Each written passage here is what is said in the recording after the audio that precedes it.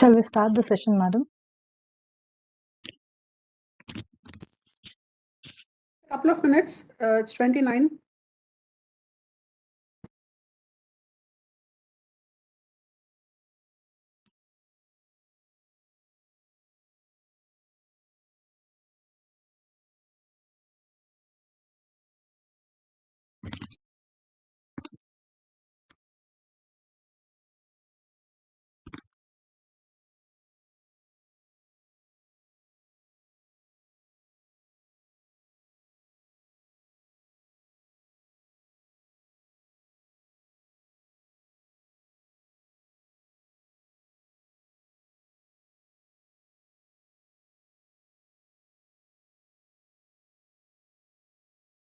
I will start.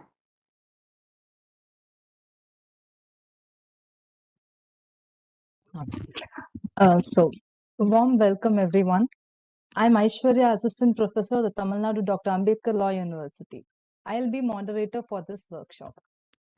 I welcome one and all present here. It is indeed my pleasure to invite you all for this international workshop on the influence of European Convention on Human Rights on French constitutional law. Excellence is going an extra mile. School of Excellence in Law, the Tamil Nadu Dr. Ambedkar Law University, has always been a torchbearer spreading knowledge as lights for decades. The Department of Business Laws was established in the year 2003 as the first specialization in this university. From then onwards, it's been consistently promoting legal education by organizing periodical events, inviting notable district collectors, legal luminaries, and many people, adding value to the research in the field of business laws. On the other hand, the Department of Human Rights and Duties Education constantly works to enrich the understandings of human rights lawyers and professionals in the realm of law and to promote holistic understanding of cross-sector implication on human rights. Today, the Department of Business Law, Department of Human Rights and Duties Education, and IQAC joins hands and feels delighted in hosting this event. Before we begin with the session, a few instructions to the participants. Dear participants, kindly keep your mics muted and videos paused throughout the session. Questions can be raised by putting it up in the chat box. They'll be answered in the question and answer session, which will happen at the end of the session. And the feedback form will be posted during the presentation of vote of thanks. For any other queries, you can write to the email address given in the brochure.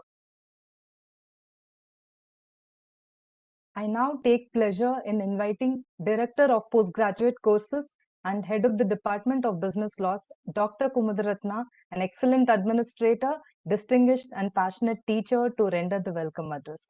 I welcome you, Madam. Thank you, Aishwarya.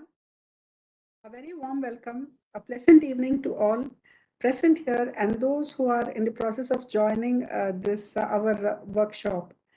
And this being a Friday evening also, everybody will have the time to relax and take part in this program, and will know much more about the French Constitution.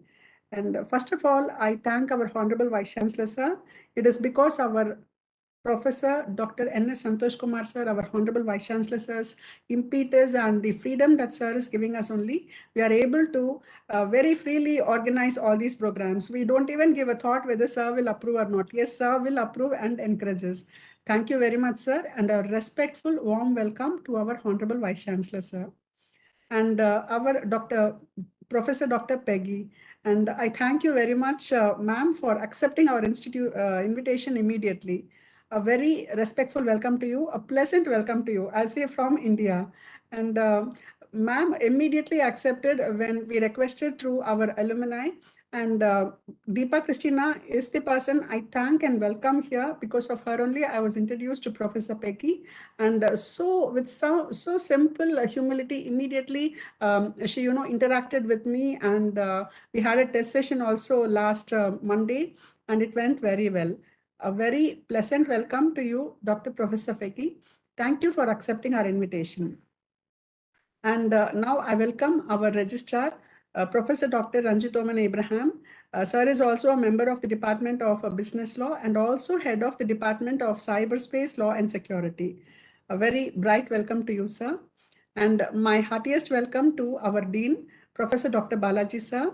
Sir is also the head of the Maritime Law Institution, and Sir is taking care of the entire School of Excellence in Law, UG, PG, everything is going smoothly, means it is because of our Sir. A very warm welcome to you, Sir. Thank you for taking part in this program in spite of your extremely busy schedule. A very warm welcome to our Controller of Examinations, Professor Dr. Srinivasan Sir.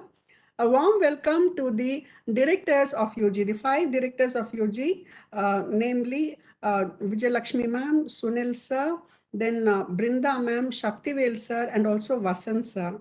And my hearty welcome to our Professor Dr. Harita Devi ma'am, Director of Research, Publications and Academic Affairs. And ma'am is also a member of our Department of Business Law and also heading the Department of Environmental Law. A very pleasant welcome to you, ma'am, and thank you for taking part in this program, our program, I would say. And a very warm welcome to all the 13 heads of the various departments of this institution, the Tamil Nadu Dr. Ambedkar Law University. A very warm welcome to all my colleagues from this Tamil Nadu Dr. Ambedkar Law University, from the affiliated law colleges, and also from various parts of India. And this program itself is organized for our students. A very pleasant welcome, a cheerful, happy welcome to all the students of the School of Excellence in Law from the PG courses and also the undergraduate courses, and also from the affiliated colleges and other institutions all over India. A very warm welcome to you all. And today you'll be knowing about the French Constitution and the nexus with the human rights. This is a very interesting topic, and we are going to learn about it from one of the experts from Strasbourg University from France. And a very warm welcome and a thank you also for all the administrative staff of PG, Mahesh Babu sir, and then Samuddin sir, and various other people there. And also, finally, our welcome is to the technical department of the institution, especially Mr. Darwin. He is hosting, and but for his help and continuous constant support, so many programs, online programs, we will not be able to host so smoothly. Thank you very much, Mr. Darwin, and a very pleasant welcome to you also. And finally, a warm welcome, a pleasant welcome to each and everyone in the gathering. Today will be enlightened about the French Constitution, I would say, because we hardly know anything about it, is the fact. And also the nexus with human rights. A very pleasant welcome to one and all. Thank you very much for this opportunity. Over to you, Aishwarya.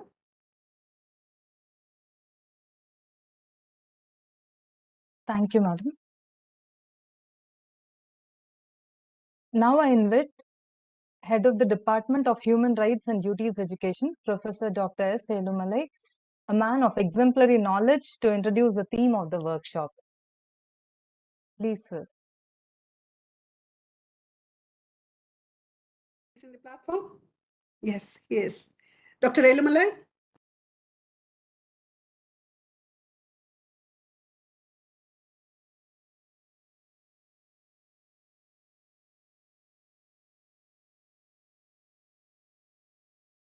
I think he is not in a position to join immediately. Shall we invite our Dean, sir, Aishwarya? For presidential Harita address, ma'am. Yeah. Harita ma'am for felicitation address, madam. Transit, I think. We'll invite our esteemed Dean, sir. All right.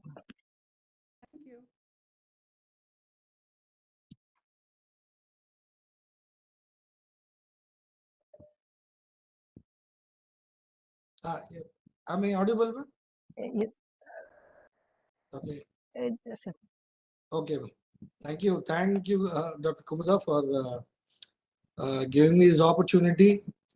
I'm also very happy to give a warm welcome to our the guest, Professor Peggy, whom we are expecting more to learn from the French Constitution, and of course the principles or the privileges that the human rights, what it has got, and how it is being implemented in France. Now, that is what the whole concept or the idea of this program is. And I'm not going to be dealing with the larger thing on this topic, because Professor Peggy is there. I think she has to tell us a lot about the French Constitution and how the things are.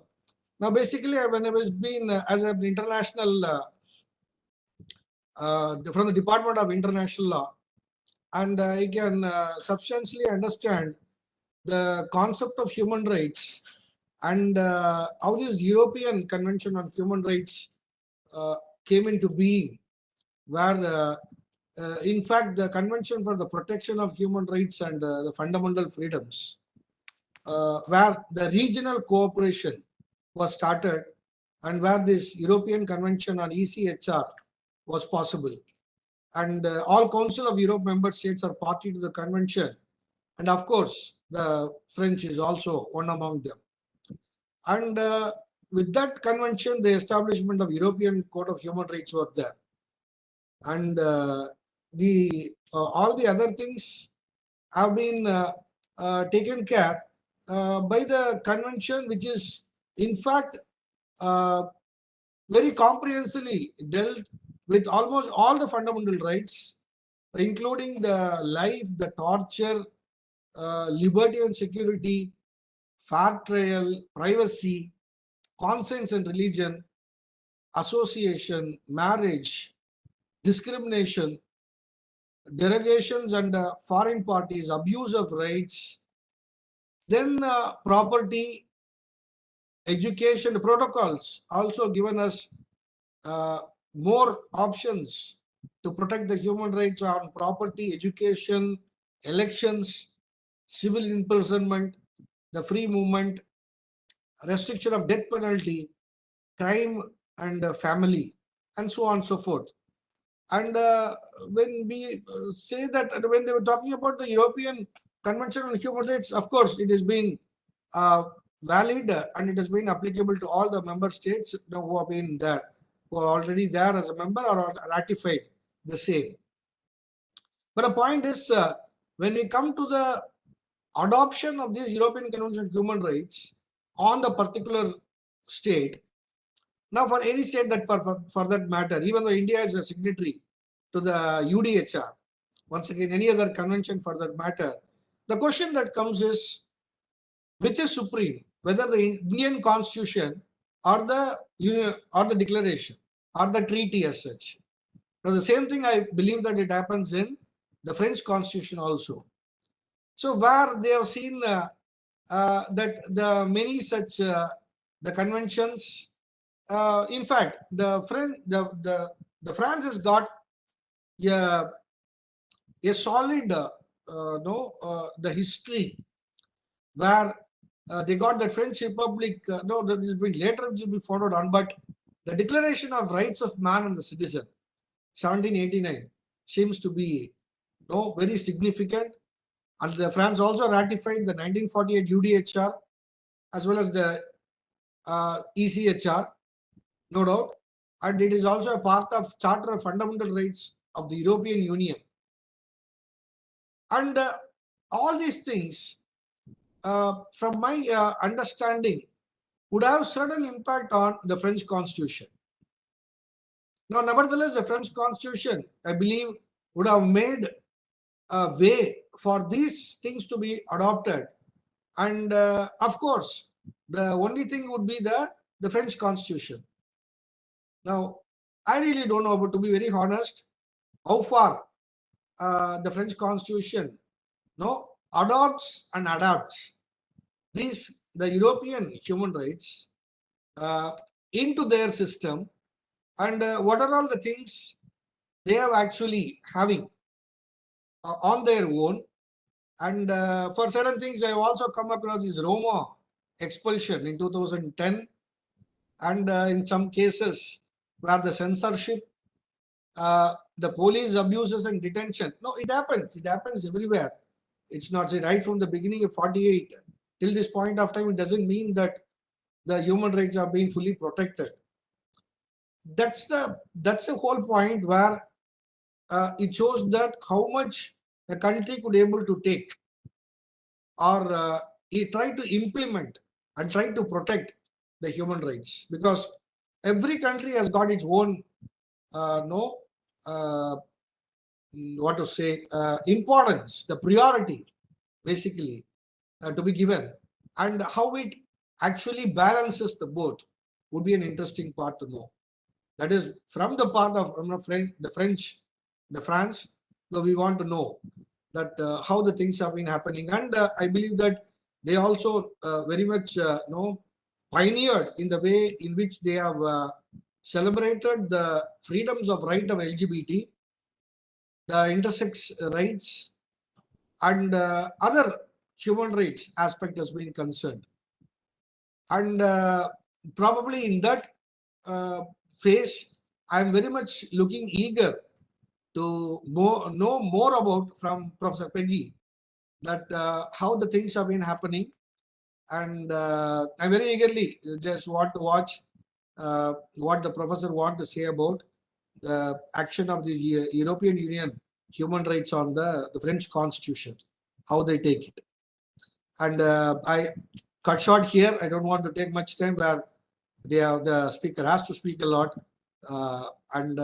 Once again, I'm on behalf of the Vice Chancellor, who could not able to make it for his other preoccupations, urgent preoccupations, but he has conveyed his message.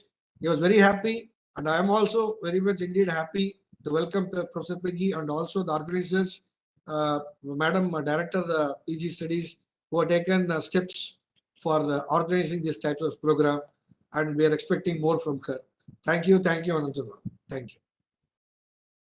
All right. So, Bala sir, is it audible to you? Yes, sir. Yes, Right. sir. Please go ahead, sir.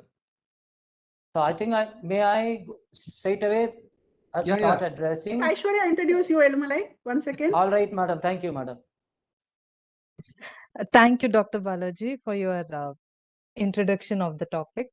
Now I invite Dr. S. Elumalai, Head of the Department of Human Rights and Duties Education, a man of exemplary knowledge. Sir will introduce the theme of the workshop to our participants today. Sir, please go ahead. Thank you. It's my pleasure. I would like to thank at the very outset everyone, including Director, our Dean, all our students, colleagues, and I would like to give a very warm welcome to Professor from France, namely Dr. Peggy ma'am. Madam, we are very much well versed with the UK system, US system. We are not that much well versed with the French system, though we have studied comparative constitution at our UG as well as PG level. To make a honest confession, people like me always leave the French system in the choice when we have the examination. But today we need to speak, but I can tell you what are all our expectations. We all understand the ECHR as is been the product of an outcome after the tireless or bloody 2 world wars to put an end. This system has been negotiated carefully. Initially, there are 25 member countries who are pro-democracy countries have joined their hands together. In 1953, I think around 10 member countries have ratified. Today, I think the strength is around 50 member countries, if I'm not wrong. People should realize the difference between the Council of Europe and the EU today. The EU has gained more strength. It is mandatory. It's no more options for all the countries. But the Brexit has a greater impact on the EU, not on the ECHR. That's very important. All of us should understand. But madam, we have an expectation to throw light on certain aspects, say why the commission has been abolished. Now the functions itself has been assumed by the European Court itself. And we would like to know the role of the Committee of Ministers, because it is only enforcing the judgments at the local level, domestic level. So we would like to know that system, how it is working in France, though we know the system, how it works in UK and other countries, those who have the common legal system is concerned. Secondly, ma'am, we understand there is when the Strasbourg jurisprudence has its own development, such as doctrine of marginal appreciation. I think if you explain that, it will be more helpful for us. Though I know, but I think for the audience, I am asking you. Another aspect is that the sovereignty, parliamentary sovereignty, when we are surrendering the rights, there are, I think I understand, around 16, 17 protocols attached to this European Convention. I think the France has ratified very recently the 16th protocol, thereby the top advisory bodies, the top bodies of the European, French government, like the Supreme Court of France, the Constitutional Advisory Council of France, and the Committee of Ministers of France have an access to get advisory opinion on the various aspects of human rights directly from the European Court of Human Rights. Though such a system is not working in UK, because UK has not signed that particular protocol is concerned. So please, you explain those things. That will be very, very helpful to us. And madam, we understand the cases. In UK, there is no constitution. The Human Rights Act 1998 governs the relationship between the European Convention and the human rights domestically, since it is a regional international law, international convention. How it is operates in UK is regulated by the UK Human Rights Act 1998. We also come to know that there is a tendency growing in UK to see that this UK 1998 Act is getting repealed and to make a new bill of human rights, something like that. Is there any such move? What is the arrangement which is going on in the France to regulate all these things, which governs the relationship between the Parliament and the Convention, French Parliament and the Convention, and the European French institutions and the European institutions, particularly the French court and the European Court is concerned. We understand section 3 and 4, 6 as a direct relationship between the court of European, the ECHR and the UK courts. We would like to know how it is being done. Section 19 is very important in the UK point of view, which empowers the Parliament to make a declaration called Doctrine of Declaration of Incompatibility. Of course, under section 4, the UK courts are also empowered to make such a declaration so as to strike down the legislation. What is the corresponding system operating in the France, so that that will be more beneficial for us? And I like to ask you certain things. We come to know that gestational surrogacy has been given a ruling, so in the lines of European Convention. We are given more things like right to privacy and right of nationality, particularly the foreign nationals. All these things given more importance because of the influence of European Convention on Human Rights. We would like to know one more important principle. I come to know that the right to fair trial embedded under Article 6 of the European Convention has been given more importance in French Constitution. If the delay is if the trial is prolonged for beyond a particular period, we come to know there is the damages are awarded, compensations are awarded. If that system is embedded in India, I think that will clear lot of backlog and our judiciary will become good judiciary. So these are all the few things we have very high expectations from you, ma'am, that if you throw light all these things, that will be so good. India and France is also developing very nicely. We have very good defense tie. We have good citizenship tie. We have our own alumni, Deepa, is studying over there. She is a national asset. I think now with your help, she may become global asset. We have very good relationship with the France, but France, please throw some light on the opportunities available to study at your universities and France, particularly for the Indian citizens, if there are some fellowships which we can encourage our students to do so. With these few words, I would like to thank every one of you for giving me this opportunity. God bless you all. Jai Hind. Thank you.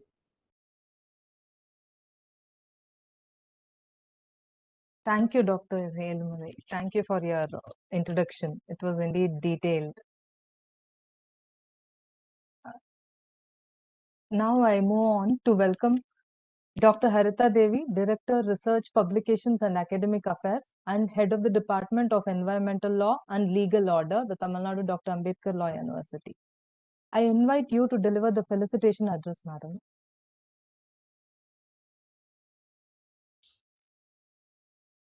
Available? It's in transit. I is in the call, but then I think you can continue with the program. Ma'am will be coming in later. I'll let you know, Aishwarya. Okay, ma'am. Thank you.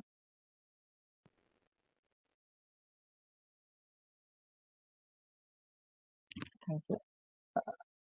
I take the privilege in inviting the chief guest of the day, Dr. Peggy Ducoulombier, Professor of Public Law at the University of Strasbourg.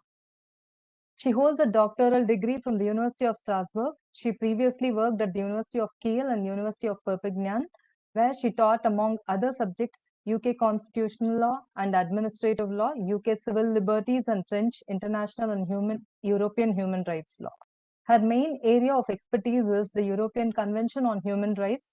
She is the author of many articles in the field of human rights and UK law. She also received the thesis prize René Cassin. Now I request you to deliver the keynote address, madam. Thank you very much all for your kind words, and first of all for your invitation, Dr. Kumudaratna, Dr. Lumai, Professor Balaji. Thank you all for being here today, and thank you to other colleagues and students that are participating to this conference. Professor Elumalai already asked a lot of questions. I would try to keep them in mind and answer them at the end of the conference, if it is okay with you. I'm just going to share my screen so that you can see the PowerPoint. I hope it is working. Can you see this? Yes, we can. Can you make it as full screen, Dr. Peggy? Yeah, I will try to do that. Just in a minute. Is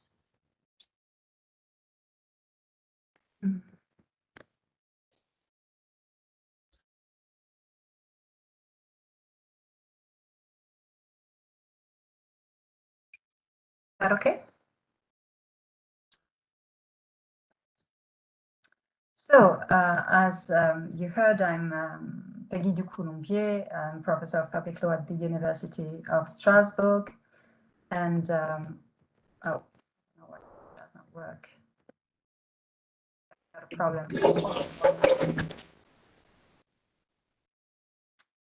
Does not want to progress. So, stop sharing.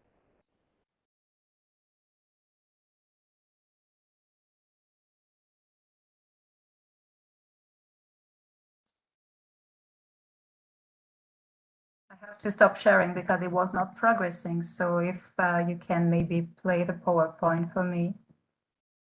Yeah, definitely. I've made an arrangement. Varalakshmi, will you be able to? This. Yes, ma'am. Yes, please. Mr. Darwin, can you make her as a co-host? Varalakshmi? That's perfect. Thank you very much. Sorry about this. So next slide, please. There's just a few pictures of the Law Faculty of Strasbourg, which is located at the heart of the city. As was mentioned, this is a very important city when it comes to European institution, because this is the host city of the Council of Europe, which was previously mentioned. And we also have the European Parliament from the EU as well, which is present in Strasbourg as well. And this is a picture of my dean, just to extend the best wishes of my dean as well, and the faculty of Strasbourg. So if you want to move to the next slide. This is something that we can discuss afterwards, if you wish, about law studies in France and in Strasbourg in particular, whether as an international student, such as what Deepa did this year, coming to Strasbourg for a master's degree, or whether maybe we could work on an exchange system in the future. But I will talk about this at the end of the presentation if you have any question about studying law in Strasbourg. Next slide, please. So today I'm going to talk a little bit about the French Constitution and give you a few information about the French constitutional order and the importance as well of human rights in the French constitutional order, and how the European Convention on Human Rights interact with protection of fundamental rights by the Constitution at the domestic level. So the French Constitution is at the moment based on a document which is entitled the Constitution of the Fifth Republic, which was promulgated on the 4th of October 1958. Of course, the Constitution of 1958 has been amended several times. There have been 24 amendments to the 1958 Constitution to date, sometimes minor amendments, sometimes very important amendments, such as, for instance, the election of the French president on the basis of direct universal suffrage in 1962, for instance. And the last constitutional amendment dates from July 2008. And this was an important amendment when it comes to the protection of fundamental rights in France, because it created a new way of controlling the compatibility of legislation with the Constitution. And I will come back to this in a minute. A few information about the French regime. This is a mixed system. The 1958 Constitution is creating a particular regime, a mixed regime, which is sometimes presented as a semi-presidential regime. Because if you look at the text of the Constitution, in particular Article 50 of the Constitution, you will understand that France is a parliamentary regime because the government is accountable before the National Assembly. The government needs to secure the confidence of the National Assembly to remain in office, and the National Assembly can decide to oust the government out of power by voting a motion of no confidence. So when you read this document, when you read this provision, then the conclusion is that the French regime is a parliamentary regime. Next slide, please. But what is particular in France, and this is why we talk about mixed regime or semi-presidential regime, is the fact that contrary to other parliamentary regimes, such as, for instance, the United Kingdom, where the head of state has symbolic powers, but from a legal perspective, the power of the Queen in the UK are quite limited. In France, the head of state, the president of the Republic, enjoys very important powers and is in fact the most important political actor and constitutional actor. And when there is no cohabitation, when you have a prime minister who is from the same political party as the French president is indeed, in fact, the head of the executive. The importance of the French president is illustrated by, first of all, as I said, the fact that he is elected by way of direct universal suffrage since 1962. And now the mandate of the French president is a 5-year mandate, used to be 7 years, it has been reduced. And in 2008, it has been added to the Constitution that no one may hold office for more than 2 consecutive mandates. And you may know that this year we had our presidential election, and President Macron was re-elected consecutive after his first mandate. So it is his last mandate because of this limitation which is introduced in the Constitution. Another illustration of the importance of the French president under the Constitution of the Fifth Republic is the fact, for instance, that according to the Constitution, is responsible for the protection of the Constitution, for the protection of the integrity of the nation, is the guarantor of national independence. But from a legal perspective, even more important is the fact that the president enjoys important powers, including personal powers, meaning powers that can be exercised without the counter-signature of the prime minister. And within these powers, which are listed in the Constitution, you find the power to appoint the prime minister, but more importantly, the power to dissolve the National Assembly, the decision to resort to crisis powers, which are mentioned in Article 16 of the French Constitution, which is a very important provision, although it has been only used once since the entry into force of the Fifth Republic, which is a good thing because this power, this provision entitles the president to suspend the ordinary functioning of the constitutional order in order to respond to a very, very serious situation of crisis, such as foreign invasion or that kind of situation. And it was only used once, as I said, during the war with Algeria for Algerian independence. So this is another example of the personal powers enjoyed by the French president. There is also the right to refer treaties before they are ratified to the Constitutional Council so that their compatibility with the Constitution may be checked. The right to refer acts of parliament to the Constitutional Council for the same purpose, and the right to appoint 3 members of the Constitutional Council, including its president. As we are in a mixed regime with a very important, in fact, part of a parliamentary regime, the president is not accountable to parliament. This is the government and the prime minister who are accountable to parliament.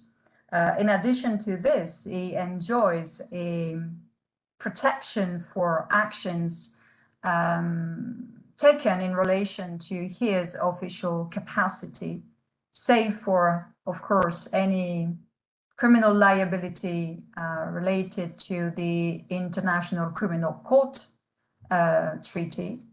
But hopefully this will never be a question.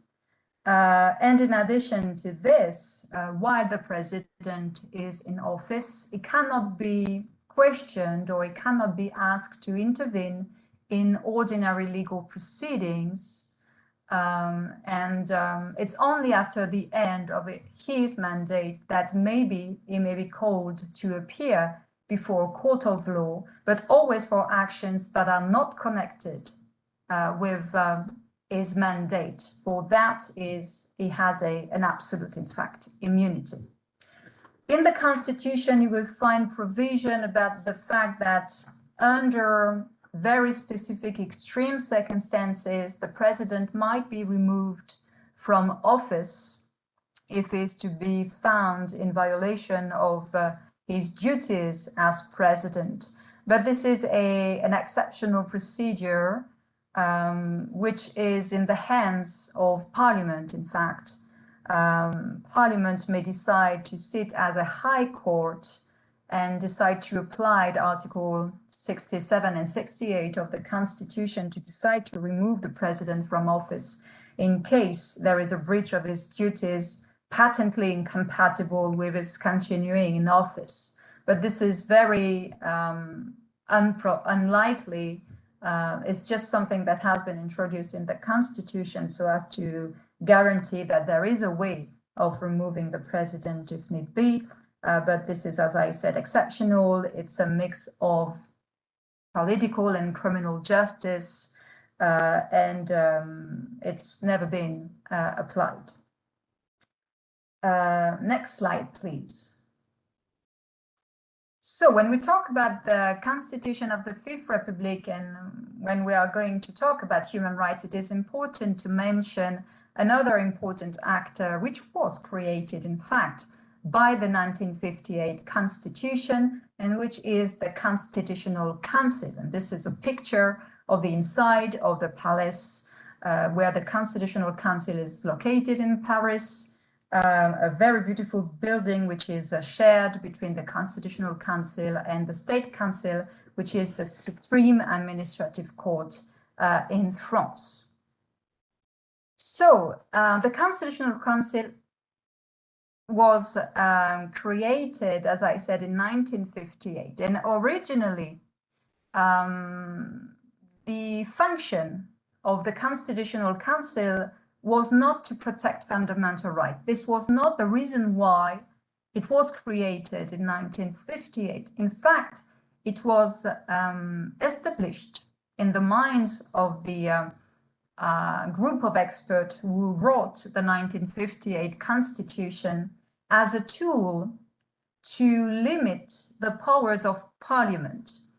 The 1958 Constitution was made in order to reinforce the powers of the executive power in France and to try to limit the powers of Parliament in France, because under the Third and the Fourth Republic, Parliament was more powerful from a legal perspective, but at the same time, it was very difficult to rule France, and the traditional parliamentary regime was perceived as weak and as unable to deal with the challenges that France had to face during the Third and the Fourth Republic, namely the Second World War, and then the wars of independence for Indochina and for Algeria.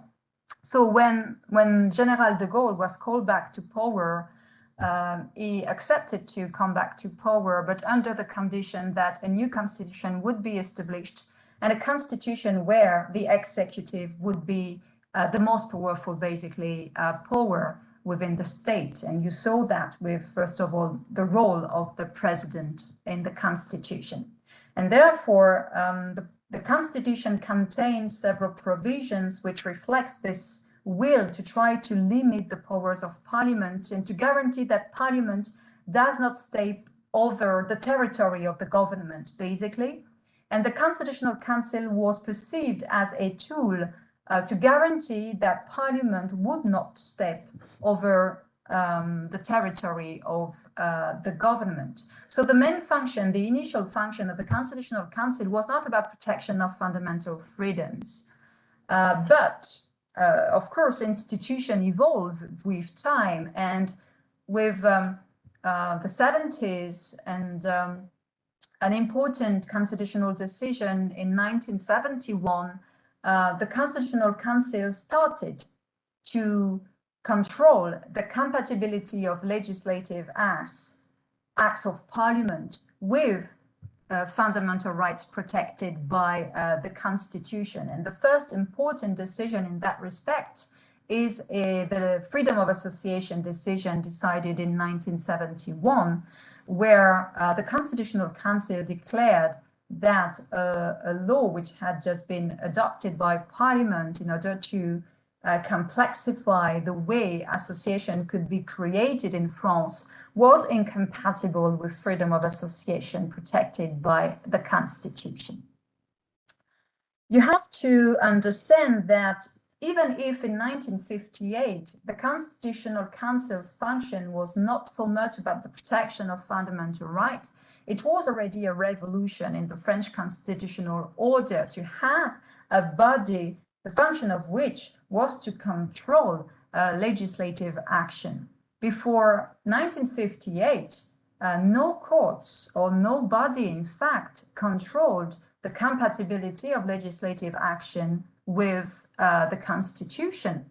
Ordinary judges, such as the State Council or such as the Court of Cassation, which is the highest civil and criminal law court in France, they said that it was not their function to review the constitutionality of acts of Parliament out of respect for the will of the people expressed through Parliament and through the enactment of legislation by Parliament. So ordinary judges basically only apply the Constitution in respect of administrative actions, but not in respect of a legislative act.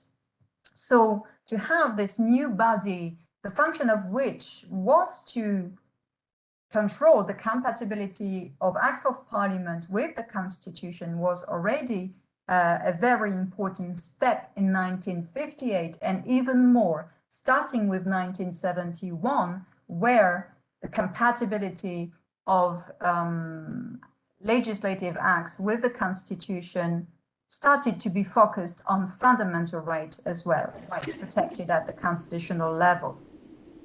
Next slide, please. So it is also important when we talk about fundamental rights in the French constitutional order and when we talk about the Constitutional Council, it's important to understand that the Constitutional Council is not a constitutional court. It's not a court, in fact. Members of the council are not judges. It's not similar to, for instance, the German Constitutional Court or the UK Supreme Court or the US Supreme Court. It's a council. And therefore, if you look at Article 56, you see certain elements related to the members of the Constitutional Council, the way they are appointed in particular. And it must be stressed that these members, these appointed members, they are not judges. No legal qualification is required to be appointed member of the Constitutional Council, although when you look at the resume of the members, you see that most of them, at least, they hold legal qualification, an LLB or master's degree, or even sometimes a doctorate in law. And in the past, we had lawyers in the Constitutional Council. For instance, the former president of the Court of Cassation sat in the Constitutional Council, or the former vice president of the State Council sat in the Constitutional Council, but this is not a constitutional requirement. And if you look at the composition of the council at the moment, most members of the Constitutional Council are former politicians. For instance, the president of the Constitutional Council is a former prime minister, and you have another former prime minister who is also a member of the Constitutional Council, and you have other ministers, former ministers, or former members of the Senate, or sometimes also high civil servants who are members of the council at the moment. And this is regularly criticized by, in particular, the academic world, who consider that, in particular, in light of the fact that the council is developing its judicial function, and in particular, in respect of protection of fundamental rights, it is an oddity to have such an important actor composed of, in fact, mostly political actors and not judges. And therefore, this is something which is very often criticized. In addition to this, if you look at Article 56, you can see that there is another category besides the 9 members of the Constitutional Council that are appointed by the President of the Republic, the President of the National Assembly, and the President of the Senate. There is also a category of ex officio members to the Council who are former President of the Republic. They can sit by right when they finish their mandate. They can sit by right in the Constitutional Council, which is also something which is quite weird, which is explained by the circumstances in which the Constitution, the 1958 Constitution, was written and enacted. But this is something which is really weird. But at the moment, our former president, we have 2 former presidents that are still alive in France, Nicolas Sarkozy and François Hollande. They do not sit in the Constitutional Council for various reasons. And in particular, because if they decided to sit as member of the Constitutional Council, they would have to withdraw from active political life. So they would have to avoid commenting on political issues and so on and so forth. And as they do not want to do that, they decided not to sit in the Constitutional Council. So regularly, you also have discussion about amending the Constitution to remove this ex officio members category. Next slide, please. So just to give you an overview of the main function of the Constitutional Council, one which is not mentioned on the slide, which is the fact that sometimes on the basis of certain provisions of the Constitution, the Constitutional Council may be asked to give advice on certain issues, such as earlier on, I mentioned Article 16 of the Constitution about the exceptional crisis powers that the president may decide to resort to. The Constitutional Council has to give an advice about the decision to use Article 16, for instance. But if we put aside this situation, the Constitutional Council is responsible, for instance, for the good organization of elections, presidential elections, and national referendums according to the Constitution. It also performs the role of an electoral judge when it comes to legislative elections. He has the function of reviewing the compatibilities of treaties with the Constitution before they are ratified, because if there is an incompatibility between a treaty and the Constitution, the treaty cannot be ratified. So unless, of course, the Constitution is amended to allow ratification. For instance, this happened in relation to the second additional protocol to the ICCPR on the abolition of the death penalty, because the protocol says that it cannot be denounced. The Constitutional Council said that this was problematic in light of the Constitution, the fact that it cannot be denounced. So in order to be able to ratify this additional protocol, the Constitution was amended and a provision was inserted in the Constitution to abolish formally the death penalty, although, in fact, by law, the death penalty had already been abolished in France. It was abolished in 1981. But so as to allow the ratification of this second additional protocol to the ICCPR, the Constitution was amended following the decision of the Council, stressing that there was this problem with the Constitution. The Council performs also other functions, such as controlling the conformity of the rules of procedure of the Houses of Parliament or certain private members' bill in relation to Article 11, which is about referendums. Also, institutional acts, meaning acts that complements the Constitution, they must be reviewed by the Constitutional Council, and this is a compulsory review for these different norms. And then the Council had has the function of controlling the conformity of acts of Parliament with the Constitution. And it is important to understand that you have two ways to do that.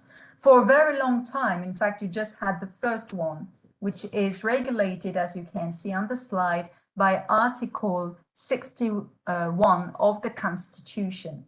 And this is what we call in French or in Latin, a priori review, meaning that it's possible for an act of Parliament to be sent to the Constitutional Council after it has been adopted by the two houses of Parliament, but before it is promulgated officially and enters into force. And during this time, the Constitutional Council, if the act is sent to the Constitutional Council, can review the compatibility of the Act of Parliament with the Constitution. This is optional. It's not something which is done for every Act of Parliament.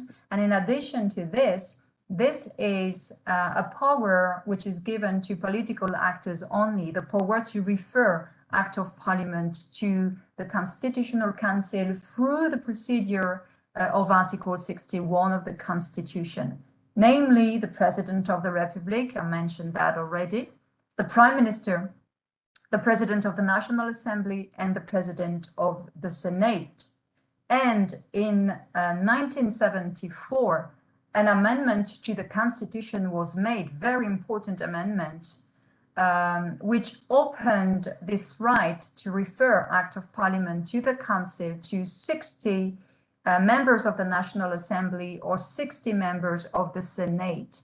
And this was made in order to give political opposition the right to refer an Act of Parliament to the Constitutional Council so that the compatibility with the Constitution may be verified, may be checked.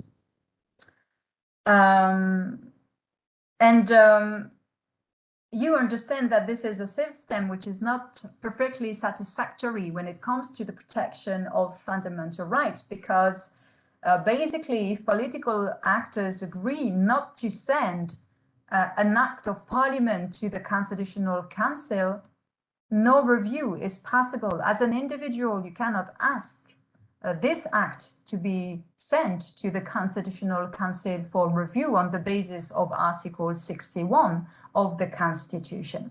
And in addition to this, because this is an a priori control, meaning a control which is exercised before the law is promulgated, it also meant that all acts of parliament enacted prior to the entry into force of the Fifth Republic Constitution could not be checked by the Constitutional Council because this is an a priori review.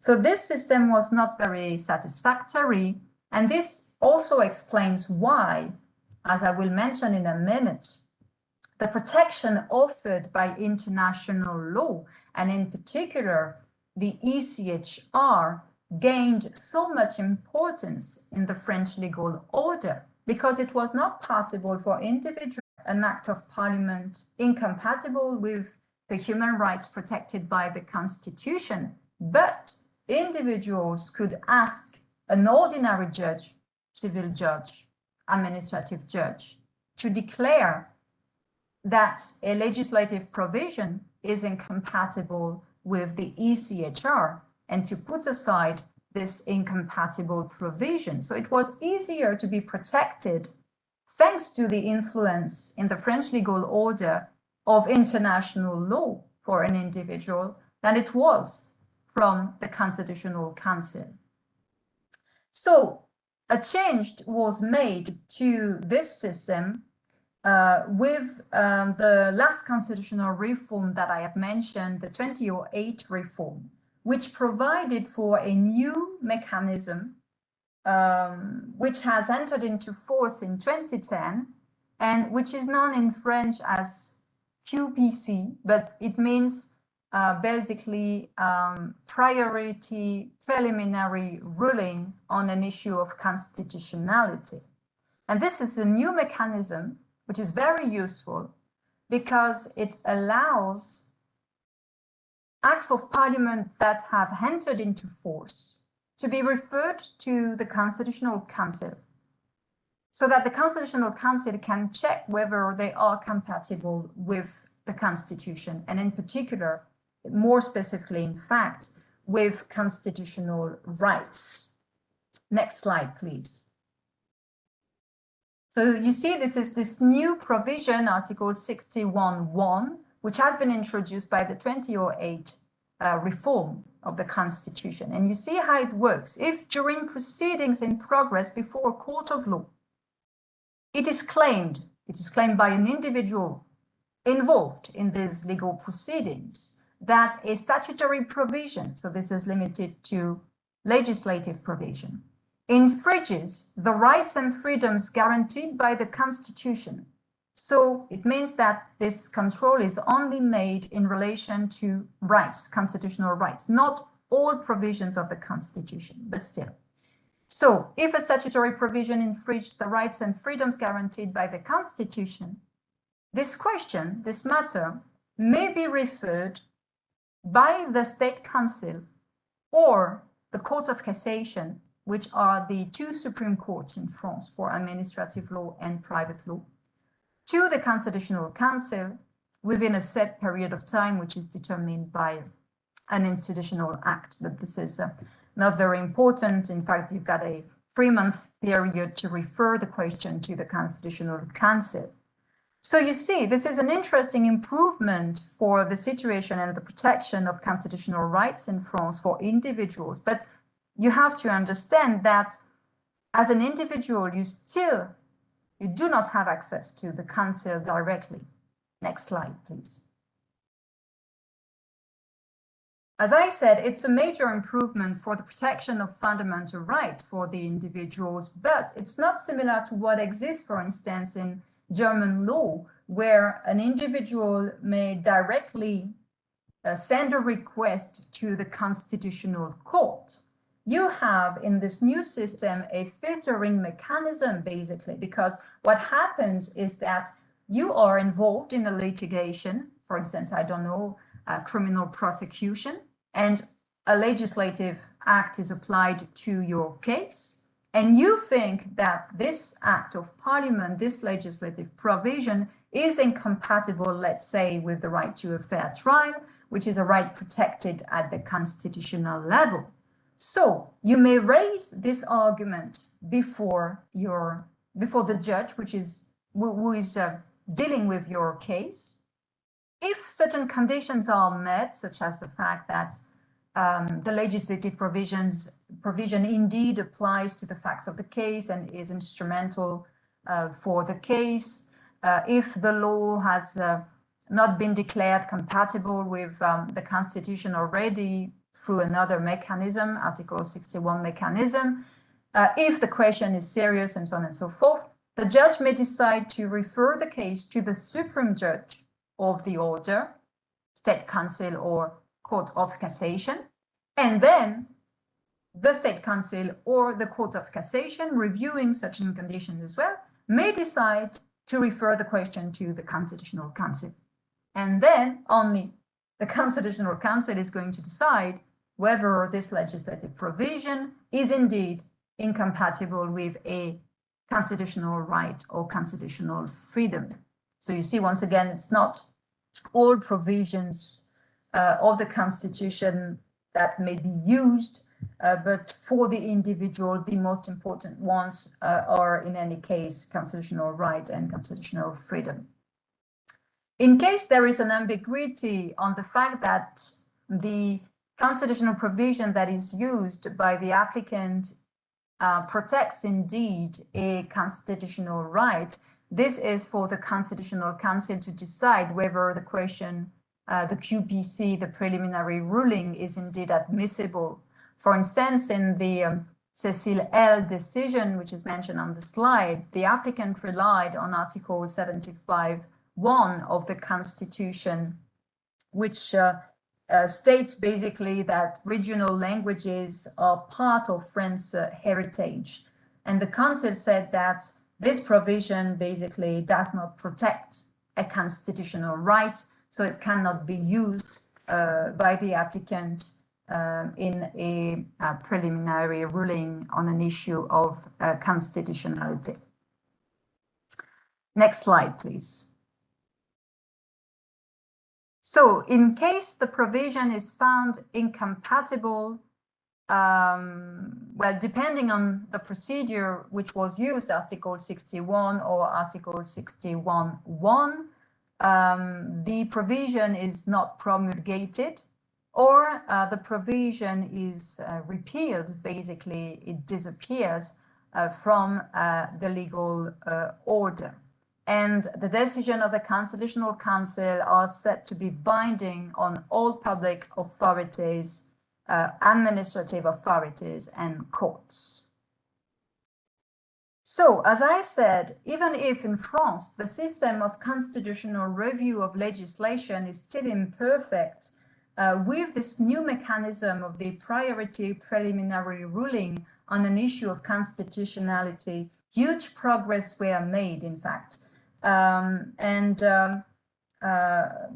as I said, now that we have this new mechanism, we have to also analyze how it may interact with another way of protecting fundamental rights in France, which is thanks to the influence of international law, and more specifically the European Convention on Human Rights, and what we call the control of conventionality. So you've got control of constitutionality, which is compliance between legislative acts and the Constitution.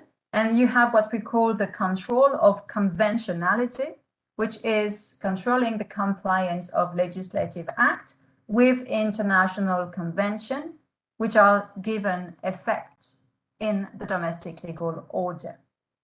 So moving on to the next slide, please. This is just a picture of the European Court of Human Rights, which is located in Strasbourg, since now we are going to talk about the European Convention on Human Rights and the European Court. Moving on to the next slide, please. So just to mention certain things that were recalled at the beginning by my esteemed colleague. how the European Convention was created and what was the part of France in this international treaty, which is very important for Europe, but also for the rest of the world, because the European Convention was also perceived as a model for instance, the inter-American system of human rights as well. So, as was said, France is one of the founding members of the Council of Europe. The Council of Europe was created in 1949, and at the beginning, at its inception, there were 10 founding members for the Council of Europe, including France.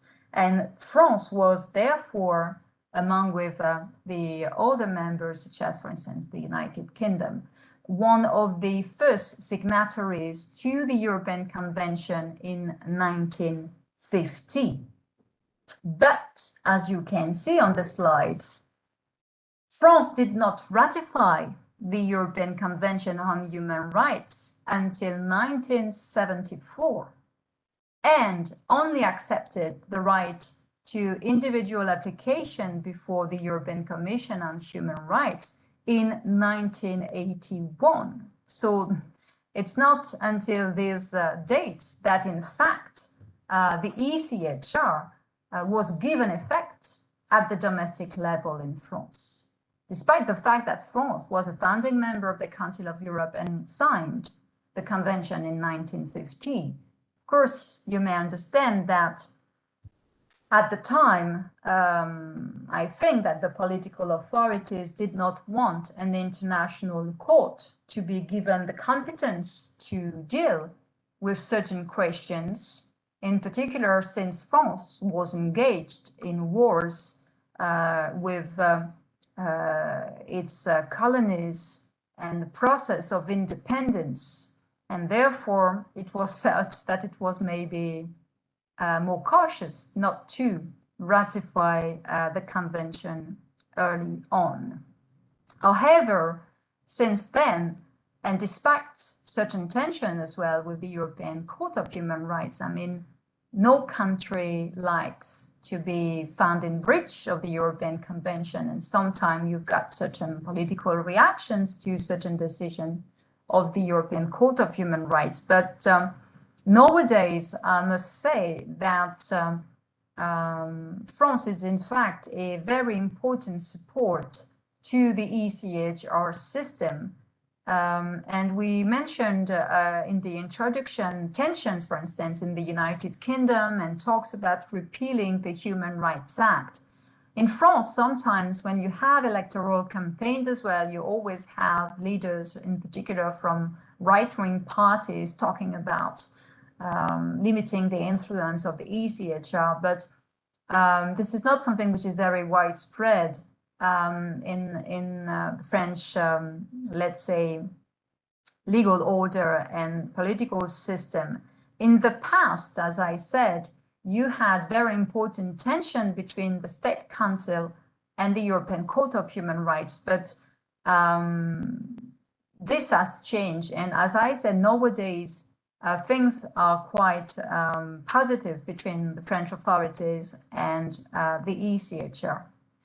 And for instance, we had 2 judges elected on behalf of France who were appointed president of the European Court of Human Rights, René Cassin and Jean-Paul Costa. And if you move to the next slide, you will see the pictures of first the signature of the ECHR, and then to the next slide with the pictures of the 2 French presidents, let's say French presidents of the ECHR, the old picture being René Cassin, who you may know because he won a Nobel Prize for Peace in 1968.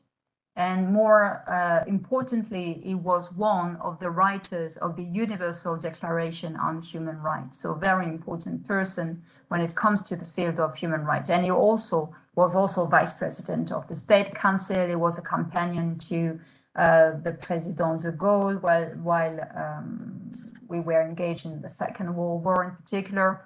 And then he became also president of the European Court of Human Rights. And on the other picture is former President Jean-Paul Costa. So moving on to the next slide, please. So when it comes to international law and French legal order and ECHR, therefore, in the ECHR, you have to understand that when it comes to the relation between domestic and international law, France is a monist country. And you can see with Article 55 that international treaties regularly introduce in the French legal order text precedence over statute law and inferior norms. When it comes in addition to this, to human rights treaties as well, there is an element of Article 55 that does not apply, which is the element of reciprocity between the parties that is not applied. So if basically the international treaty in the field of human rights is regularly signed and ratified and published in French official documentation, it applies directly. If, of course, the provisions of the treaties have a direct effect and are self-executing. But contrary to what happens, for instance, in the United Kingdom, you do not need to pass an act of parliament in order to incorporate the treaty into the domestic legal order and to give effect to the treaty into the domestic legal order. And as you see with Article 55, international treaties take precedence over acts of parliament, but they are inferior to the Constitution. And this was regularly recalled by ordinary judges and by the the Constitutional Council. So the hierarchy is basically the Constitution, international law, and acts of parliament, and then executive actions, and so on and so forth. And because international law regularly ratified, regularly introduced into the domestic legal order, takes precedence over acts of parliament, ordinary judges have the power, as I said earlier on, to control the compatibility of acts of parliament with these directly effective and self-executing provisions of international law. So when it comes to the ECHR, let's say, for instance, the State Council or the Court of Cassation, but this is true as well of inferior judges, may decide to review the compatibility of an act of parliament with the ECHR. And if they think that there is an incompatibility, in particularly by deciding to follow the case law of the ECHR, the European Court of Human Rights, they may decide to put aside the legislative provision which is incompatible with the ECHR, with the European Convention of Human Rights. So you understand, and this was a power which was exercised starting in 1975 by ordinary judges. So you understand that, as I said, while the protection for individual of constitutional rights was limited because of the very particular manner in which the system of constitutional review functioned in France, it was easier to get a protection using the ECHR before an ordinary judge. And even with the QPC, with the priority preliminary ruling on an issue of constitutionality, as we will see, it is still possible to use the ECHR as opposed to raising a question of constitutionality. The two mechanisms are not exclusive, and this is why it is important, as we will see, to try to have similar interpretations of similar rights, whether they are protected by the Constitution or by the European Convention. So, moving on to the next slide, please. When we look at fundamental rights in France, and when we look at rights protected by the Constitution and rights protected by the ECHR, As was explained in the introduction, when you look at the European Convention, you've got the original text, and then you have additional protocols which have complemented the original text in order to increase the scope of the convention when it comes to the protection of fundamental rights, to add new rights to the original text.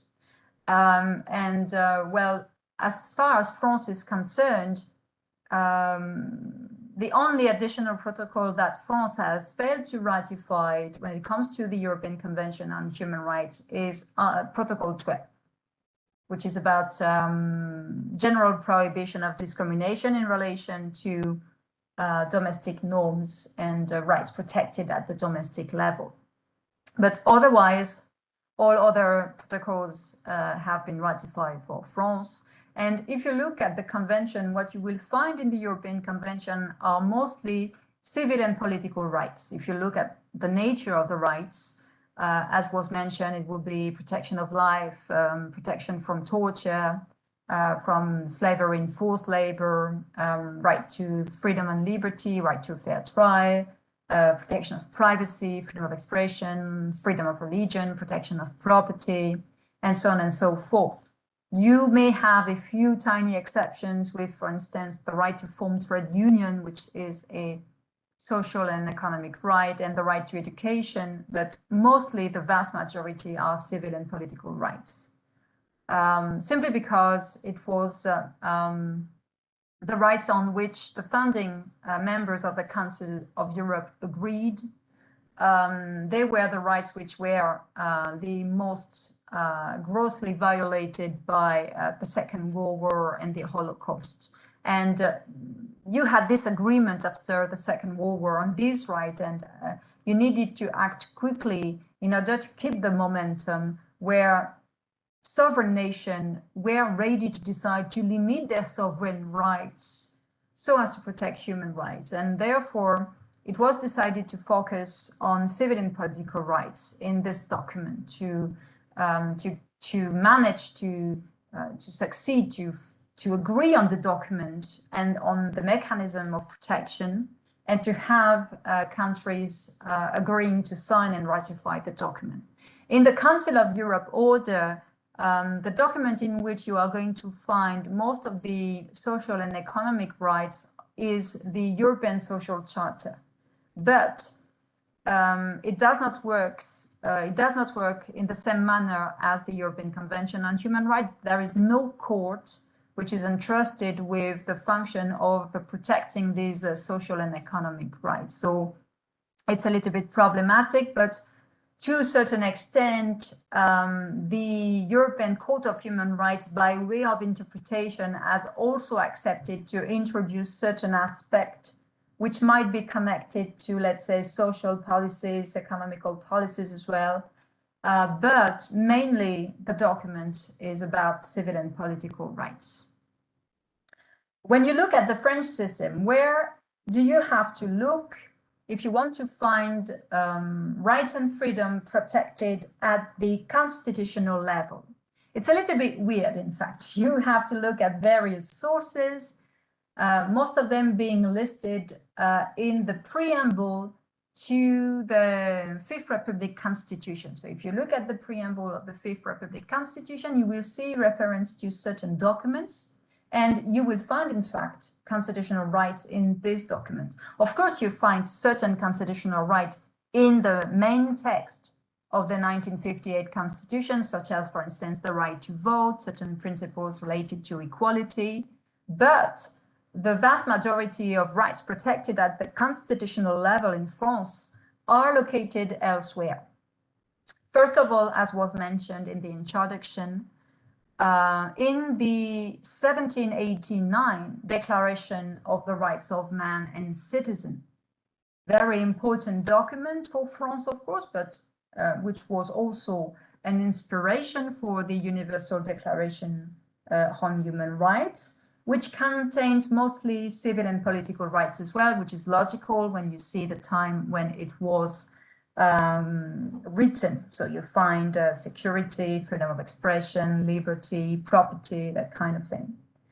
Then another very important document is the preamble to the Constitution of the Fourth Republic, 1946 Constitution, which was therefore, as you understand, enacted after the Second World War, at a time where the preoccupation for social and economic rights was more important than in the past. And therefore, if you look at the Constitution of the Fourth Republic, you have the preamble to that document. And in the preamble, you find most social and economic rights and principles that are protected at the constitutional level in France, such as the right to work, the right to health, the right to leisure, reference again to principle of non-discrimination, gender equality, that kind of thing, you will find in the preamble to the 1946 Constitution.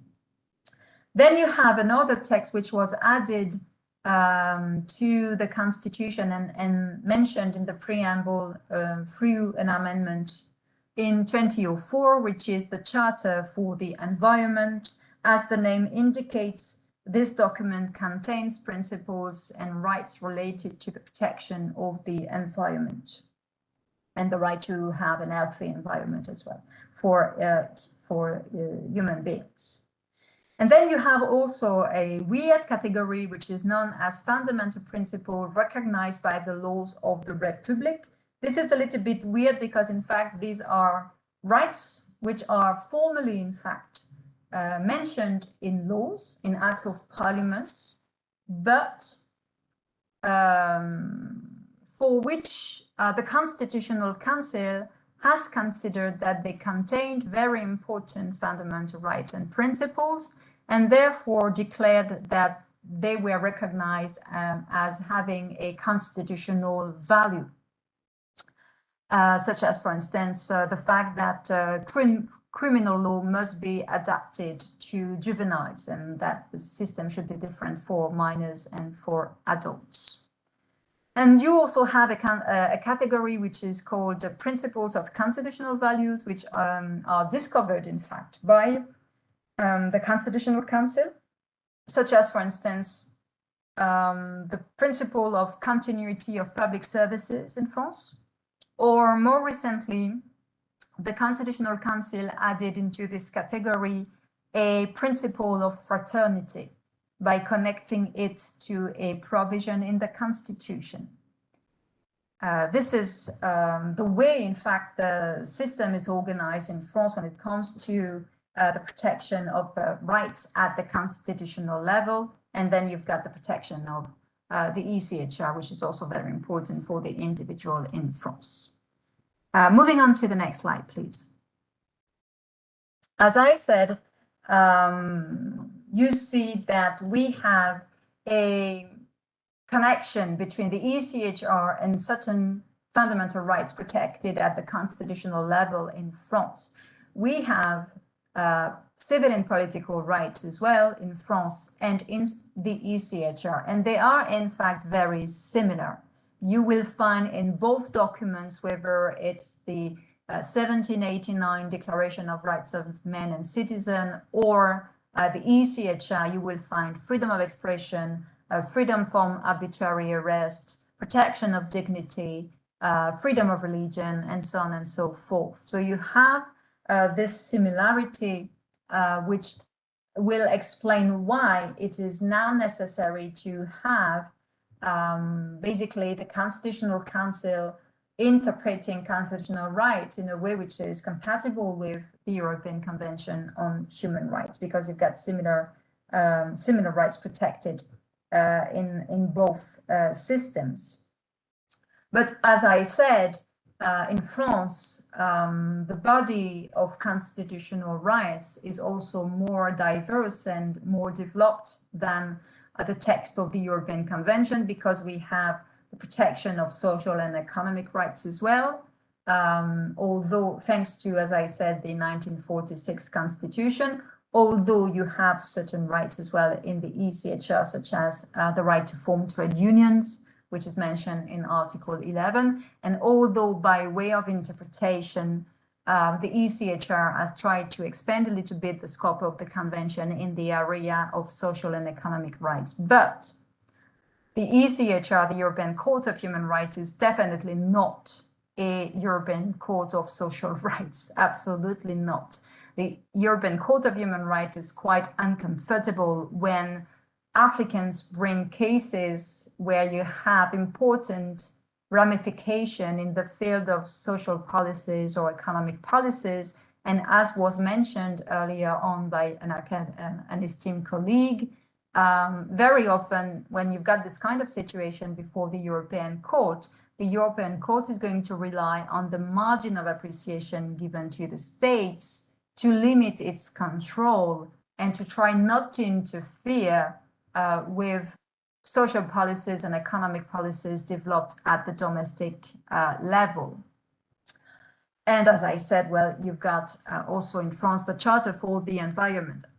In the ECHR, you do not have per se a right to the environment or the right to an healthy environment, but the European Court of Human Rights, once again, by way of interpretation, has analyzed applications regarding the right to an healthy environment using, for instance, Article 8, right to privacy, and Article 2 as well for the most serious issues, protection of the right to life.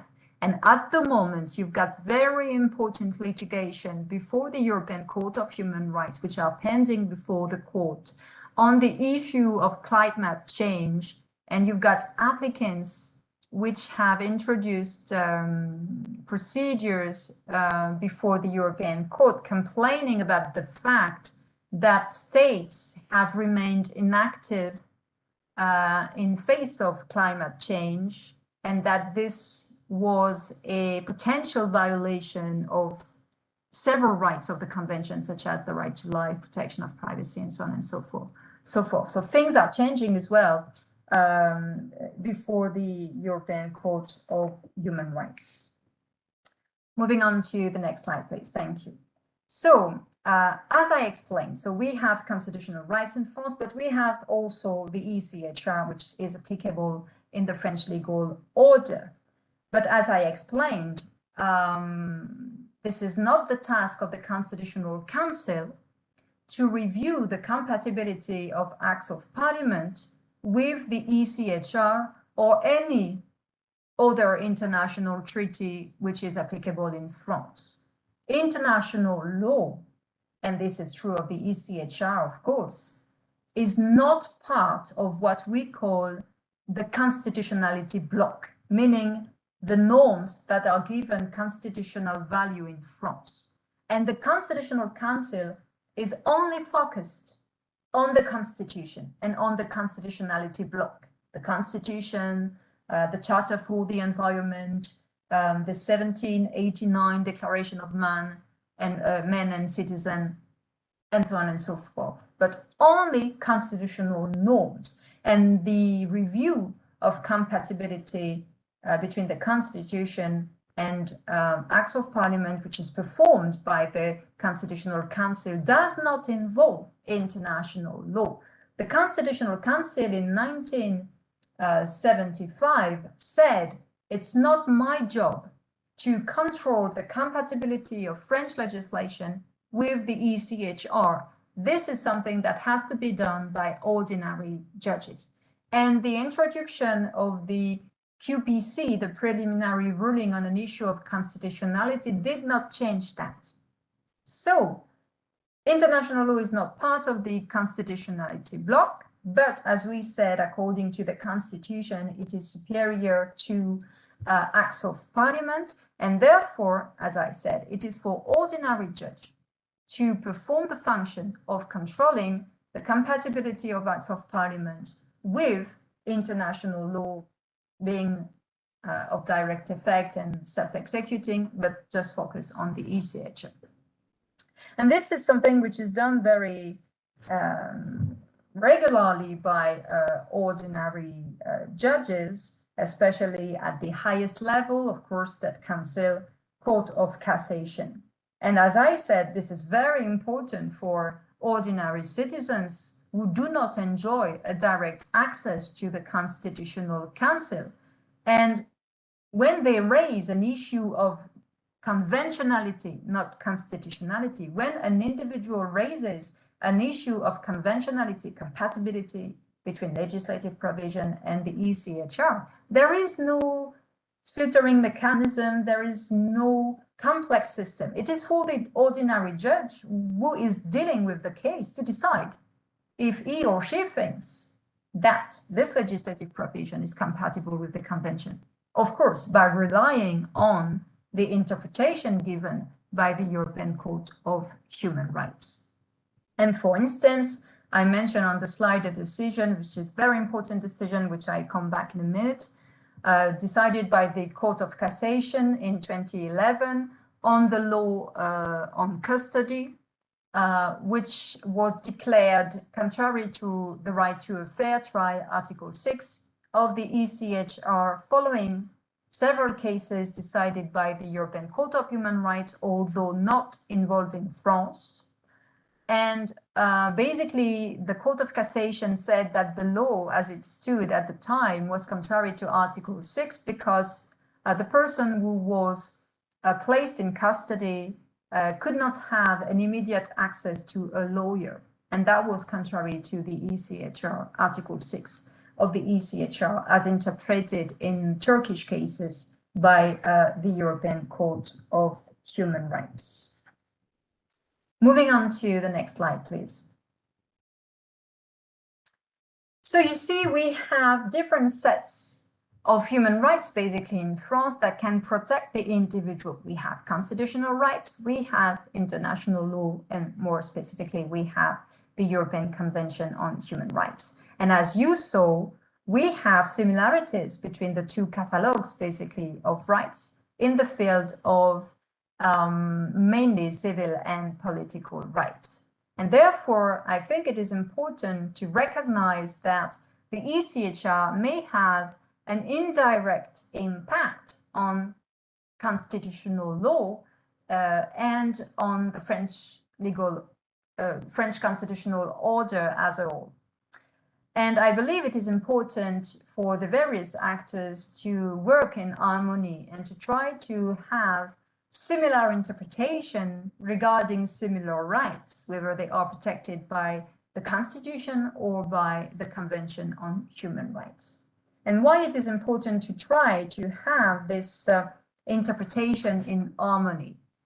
Because as I said, first of all, similarity of human rights catalogs is one of the arguments. But also because, as I said, this new constitutionality review mechanism that was introduced in the Constitution in 2008, which is once again an improvement for individuals, does not preclude individuals from using the ECHR directly before an ordinary judge, and sometimes to use both mechanisms in the same case. It's not forbidden to raise an issue of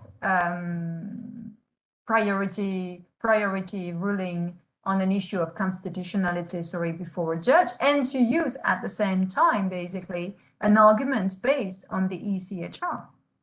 So it would be best if the constitutional rights was given an interpretation by the Constitutional Council, which is going to be similar to the interpretation which is given by the European Court of Human Rights and applied by the ordinary judge. And this is even more important because constitutional norms or constitutional decision may lead to international liability of the state before the European Court of Human Rights.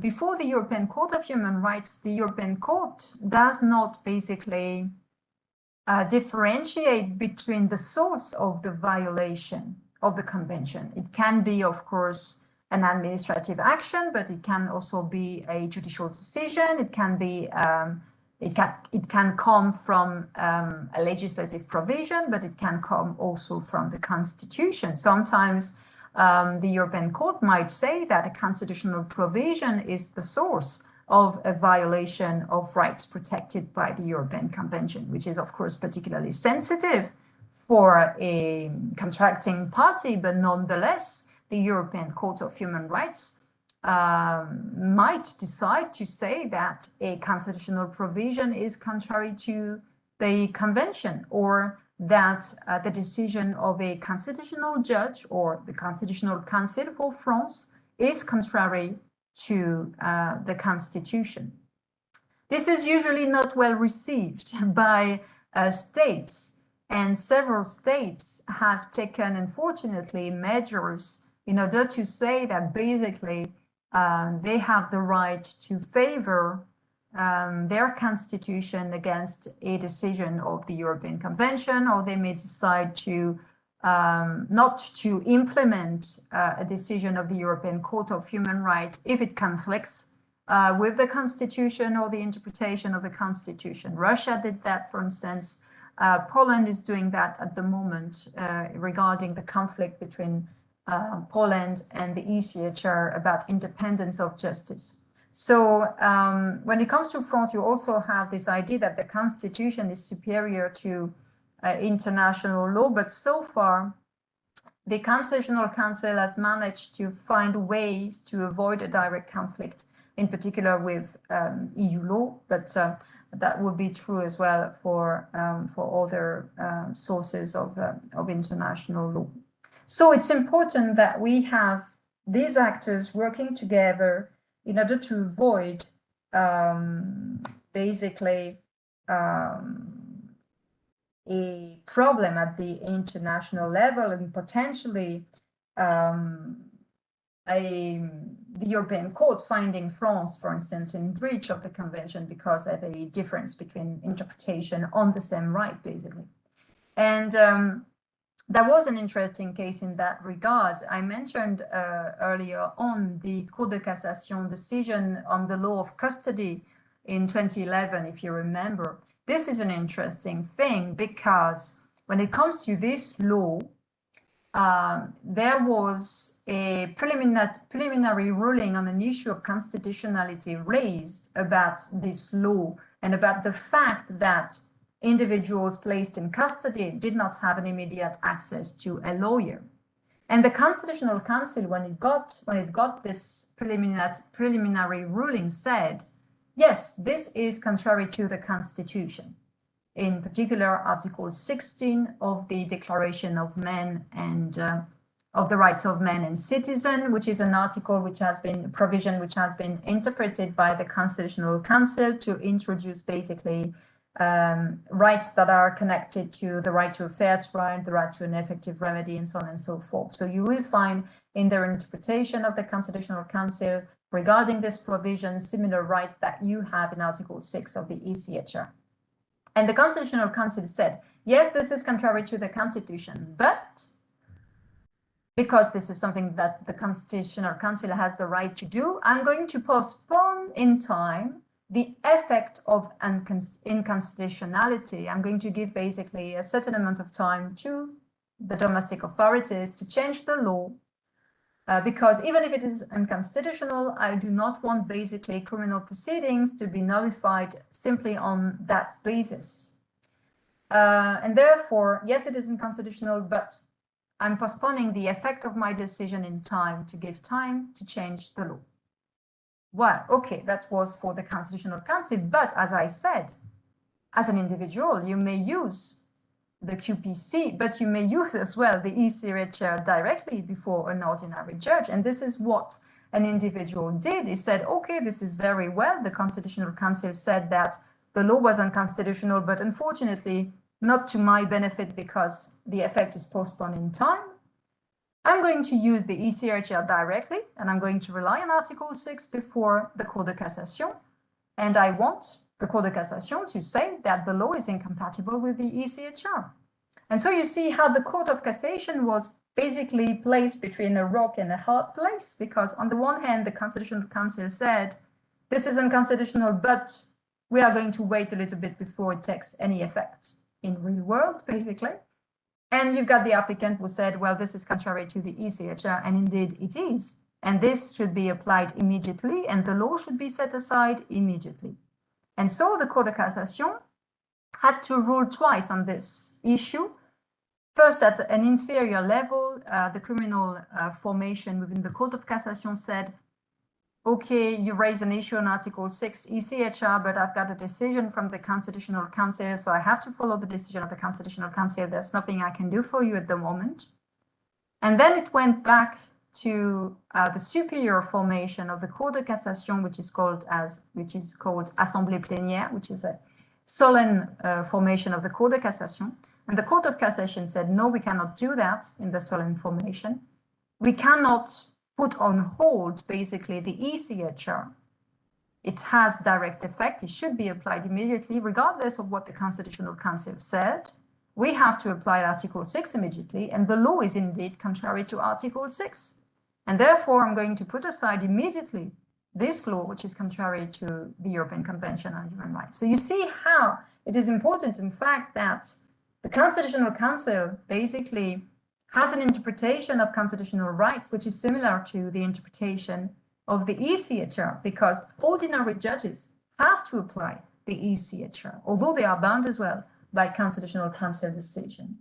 So that was an interesting case which demonstrates the influence, although indirect, on the Constitutional Council as well. And it is necessary to work to avoid basically contradiction between the interpretation of constitutional rights and the interpretation of ECHR rights. Next slide, please. As I said, this harmonization is important, but it's only indirect for the Constitutional Council, because the Constitutional Council does not rely on international law when controlling the constitutionality of acts of parliament. And therefore, if you look at decision from the Constitutional Council, you will not find references to decision of the ECHR.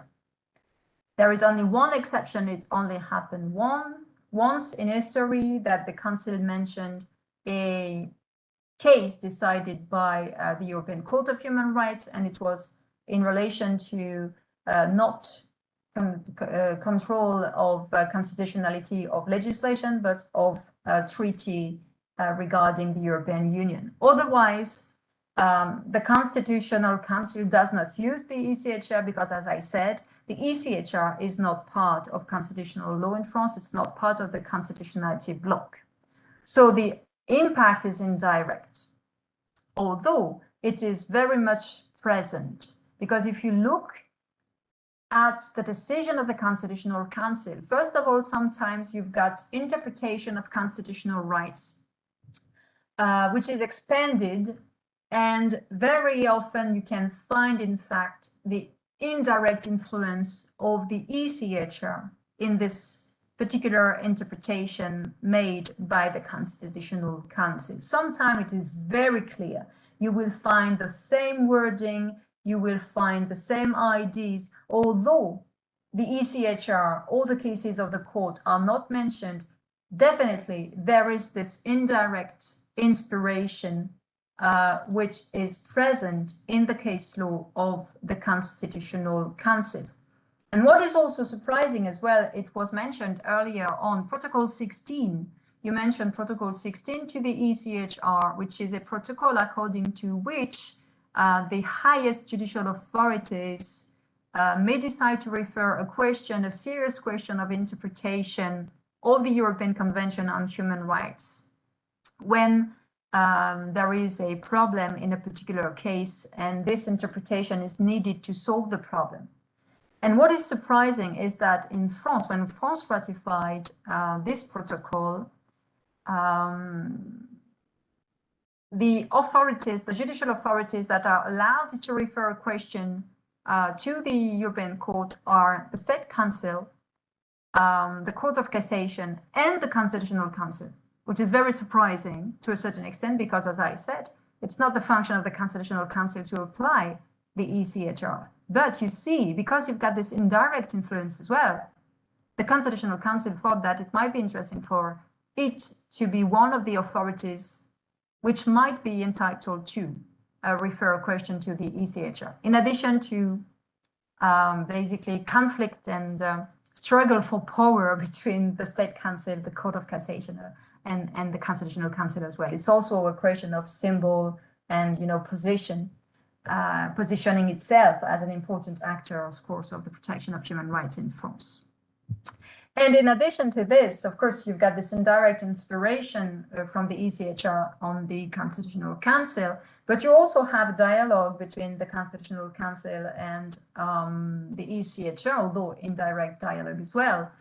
When, for instance, the ECHR is asked to rule on the manner in which a law, for instance, a French law, has been applied to a particular applicant, a particularly important element which is used by the European Court in order to decide whether there has been a breach of the convention is to see whether this law has been checked in terms of compatibility with the Constitution by the Constitutional Council. And therefore, the ECHR is also mentioning sometimes in its case law the decision of the Constitutional Council on the constitutionality of an act of parliament. For instance, this was the case for a very, very famous law in France and very famous case regarding France before the ECHR. I don't know if you know about this case. This case is entitled SAS against France, which was decided by the Grand Chamber of the European Court on the 1st of July 2014, which is about the law in France prohibiting the concealment of the face in public spaces. The law is general. It does not target a particular clothing, although everybody knows what it targets. The law is also called the burqa ban. It's about the burqa and wearing the burqa in public. And this law was reviewed by the Constitutional Council using the a priori mechanism. And the Constitutional Council said that it was compatible with the French Constitution for various reasons. Protection of dignity, protection of gender equality, protection of public order, and so on and so forth. And this was an important element taken into consideration by the ECHR to decide that France, because of this law, was not in breach of Article 9 of the ECHR, which is about freedom of religion. So you have this dialogue as well. The fact that there has been a control of constitutionality for legislation is an important element for the ECHR now as well. So that was the beginning of explaining where you have harmonization, which is currently at play between the French constitutional rights and the ECHR. As I said, as you have many similar rights in both systems, you have many similarities and you have areas where basically you find very similar decision, very similar position, explaining that in this area, France might not be found in breach of the convention. For instance, as I explained earlier on, the Constitutional Council has interpreted Article 16 of the Declaration of the Rights of Man and Citizens to include rights protected by Article 6 and 13 of the Convention, which does not mean that France is not found in breach of Article 6 and 13, but for the way it is implemented, in fact, as opposed to the legislative, the normative framework. When it comes to freedom of expression, very often you've got also, when it comes to the framework, similarities and an indirect influence as well of the ECHR on certain subject at the domestic level. The Constitutional Council tries to take into account the case law of the European Court on freedom of expression when deciding issues at the domestic level. And for instance, when it comes to denial of crimes against humanity, in France, we have provisions in the criminal code about denial of the Holocaust, which is a criminal offense. And of course, you understand that this is also an interference with the right to freedom of expression. But this is compliant to the Constitution, and this is also compliant to the ECHR. But you have a specificity for denial of the Holocaust, which is not the same for other crimes against humanity. There is no offense for denial of crimes against humanity. At least in this decision, there was none. And somebody was not happy about that. It considered that it was contrary to the principle of equality. And so he used the QPC to raise the question. The question was sent to the Constitutional Council, and the Constitutional Council considered that there was no violation of the Constitution. And I'm saying that simply because when you read this decision of the Constitutional Council, you find the exact same words as the one you find in the decision of Perinczek against Switzerland, which is a very famous decision of the European Court of Human Rights about denial of genocide against the Armenian people, which was considered as a breach of Article 10 of the Convention by the European Court of Human Rights. And you find the same reasoning, you find the same justification in the Constitutional Council decision and in the ECHR decision about the fact that denial of the Holocaust is different from other types of denial of genocides. When it comes to private life, of course, we have similarities as well. For instance, when it comes to same-sex marriage, earlier on, it was referred to LGBT rights. We have the same caution on both sides, basically. The ECHR says that it's not for the European Court to decide whether the right to marriage should be open to gay people. This is something that belongs to the margin of appreciation of the states, basically.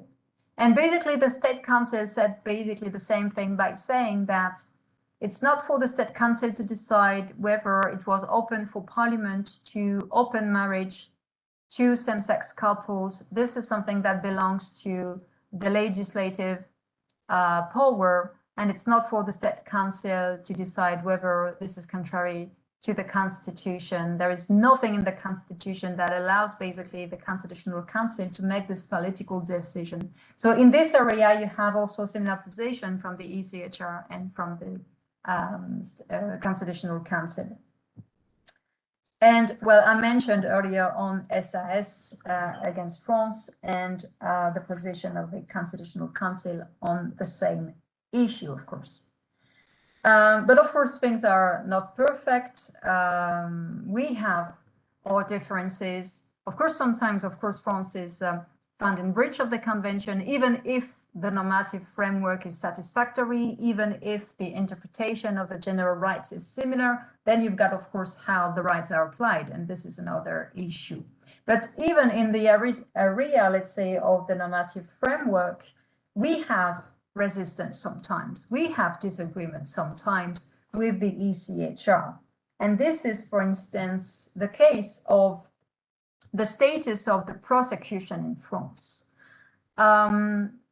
When it comes to the ECHR, you've got Article 5, Paragraph 3, which is about the right to liberty, which basically says, as you can see, that when you are arrested, you shall be brought promptly before a judge or another officer, but basically who has the same qualities as a judge, who is authorized by law to exercise judicial power, so that it is decided whether you remain in custody or you remain in detention, awaiting your trial, or you are released, basically.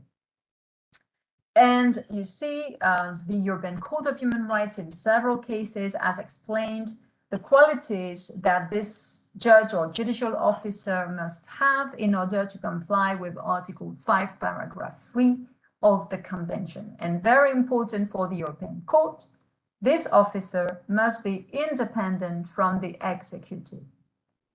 And in order to be able to decide whether you stay or you are in detention or you are released, and if it's not an officer who is independent from the executive, it's not compliant with Article 5.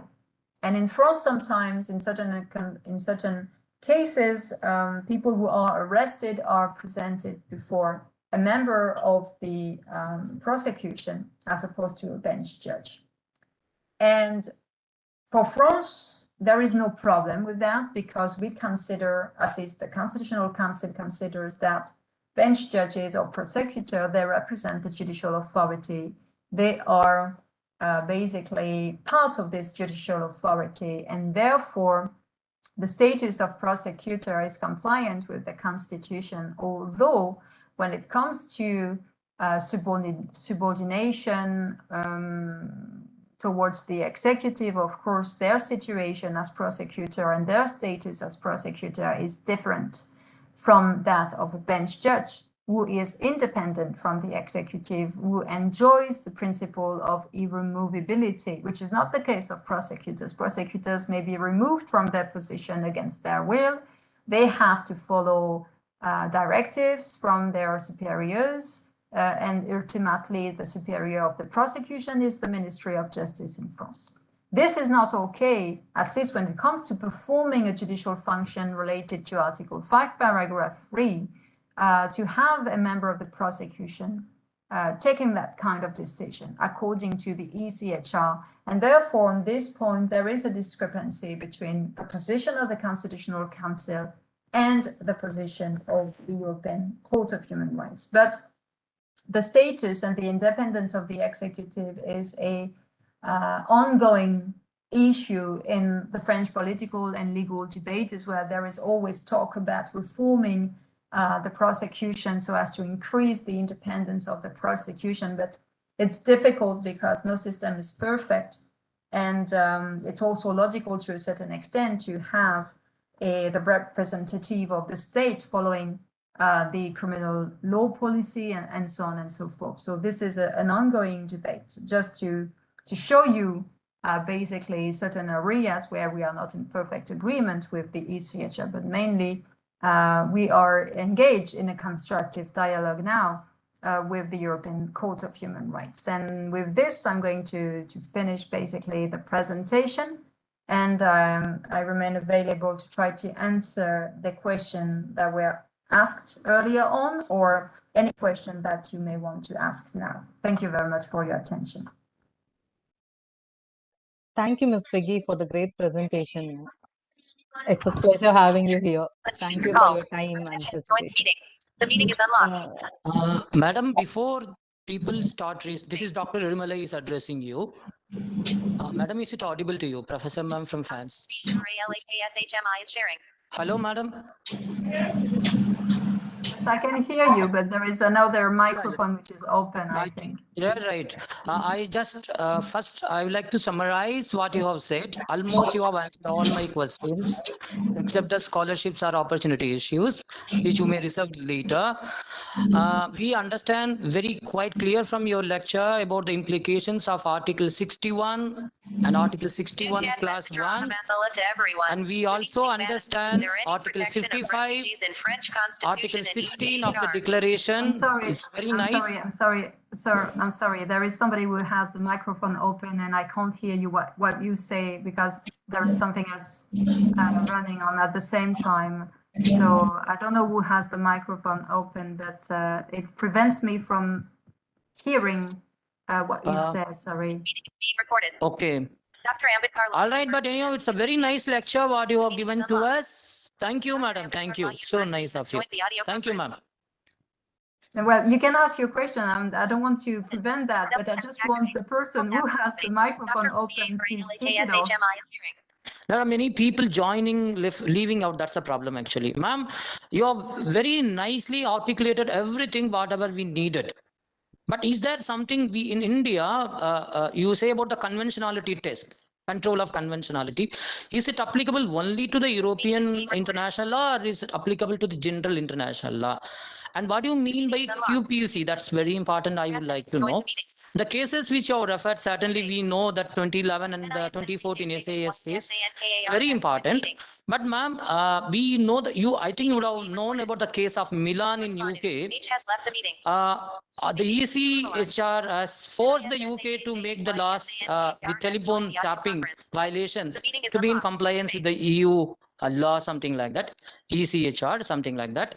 And we also about the right to prisoners. The UK court, though initially refused, but later on they yielded to the European Court of Opinion. Is there any such precedent in US and in France? Lastly, I would like to know, this is a boiling issue in India. What is the status of marital rape in your constitution? Is there any ruling? What is the position of France is concerned. These are the few issues I would like to learn it from you. Otherwise, madam, I had very wonderful time. I got everything from you. It's so nice of you. We got everything from you. We should have such a regular exchange so that people can understand the French legal system, ma'am. It's so nice of you. You have given a big feast for us today, intellectual feast. Thank you, ma'am. God is great. Thank you very much. So when it comes to, well, I'm sorry, I did not hear everything, but when it comes to the first question, it's not specific. The control of conventionality is not specific to the ECHR. Basically, it may be used for other international treaty or international law, as long as certain conditions are met. In particular, when it comes to the fact that the provision must have direct effect, so they must be sufficiently clear to be directly applicable without any, let's say, complement needing to be brought, and that they are self-executing as well. So depending on the treaty we're talking about, and for instance, when it comes to the European Social Charter that I mentioned earlier on, you know, this document from the Council of Europe, this international treaty from the Council of Europe, which is focused on social and economic rights, but which is drafted in a quite different way from the ECHR. Ordinary judges, the Cour de Cassation in particular, basically has refused to consider that certain provision of this document could have direct effect, because these provisions did not meet the requirements of self-executing force and they basically being comprehensive and being applicable directly, because they create clear rights and obligation for individuals. So this control of conventionality works for EU law, it works for international law in relation to human rights or other issue, as long as these conditions are met. And then you talked about marital rape. Well, there is no longer a, I don't know if there should have been, I guess, but there is no longer any marital rape exception in French law. Rape is rape. It's even, I believe, an aggravating circumstance that is made by your husband, if I'm correct. But I'm no expert in criminal law, but definitely there is no exception, because there is no longer a duty in relation to this when it comes to spouses. And definitely, this is absolutely no exception to the criminal offense of rape in France. And I think that when it comes to the UK, this was the subject of a very important case before the European Court of Human Rights, this exception to marital rape, which was put aside by the European Court of Human Rights following the decision of UK judges developing the common law and saying that this was contrary to Article 3 now. And I remember that the person who was found in breach, in violation, sorry, of the law, of the common law at the domestic level in the UK, went to the European Court complaining about a violation of Article 7 of the Convention Principle of Legality, and he lost his case because the court said that this was in any case contrary to Article 3, and that it was not contrary to Article 7 to have, even in the area of criminal law, incremental development of the common law. And I'm sorry, I think I forgot one of your questions. Sorry about this.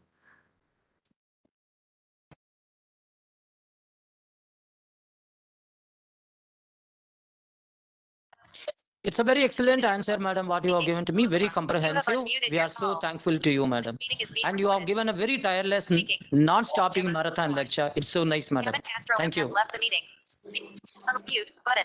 See that there is a question in the chat. Is there any protection of refugees in French Constitution ECHR? Well, first of all, refugees they benefit from ordinary, let's say, constitutional rights or convention rights. But what is important is the fact that in the ECHR there is no right to asylum, as opposed to, for instance, the UDHR, or as opposed to the French Constitution, when there is a right to asylum in the French Constitution.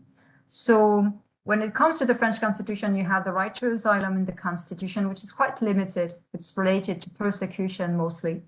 And then you've got also EU law. more importantly, I mean, EU law, you've got very important documents, directives in particular, when it comes to the protection of refugees, basically the manner in which the refugee application must be dealt with, the temporary protection that people might be given, and so on and so forth.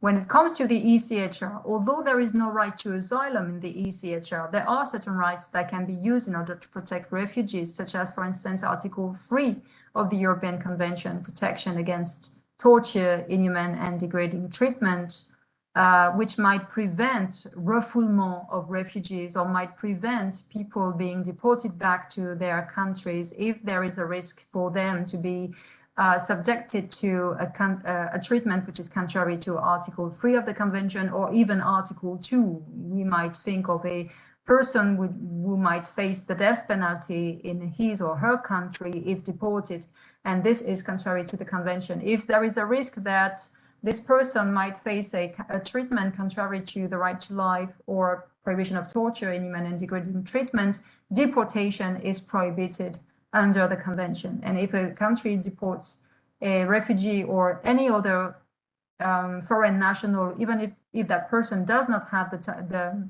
status of refugee, this would be contrary to Article 3 and Article 2. And sometimes Article 8, right to private and family life, might also be used in order to protect foreign nationals from being sent back to their countries of origin, if it is considered that this would be too much an interference with their right to private and family life, especially when we talk about second-generation migrants who may have no link with their country of origin, may have created a family life in the contracting party, in the country of residence.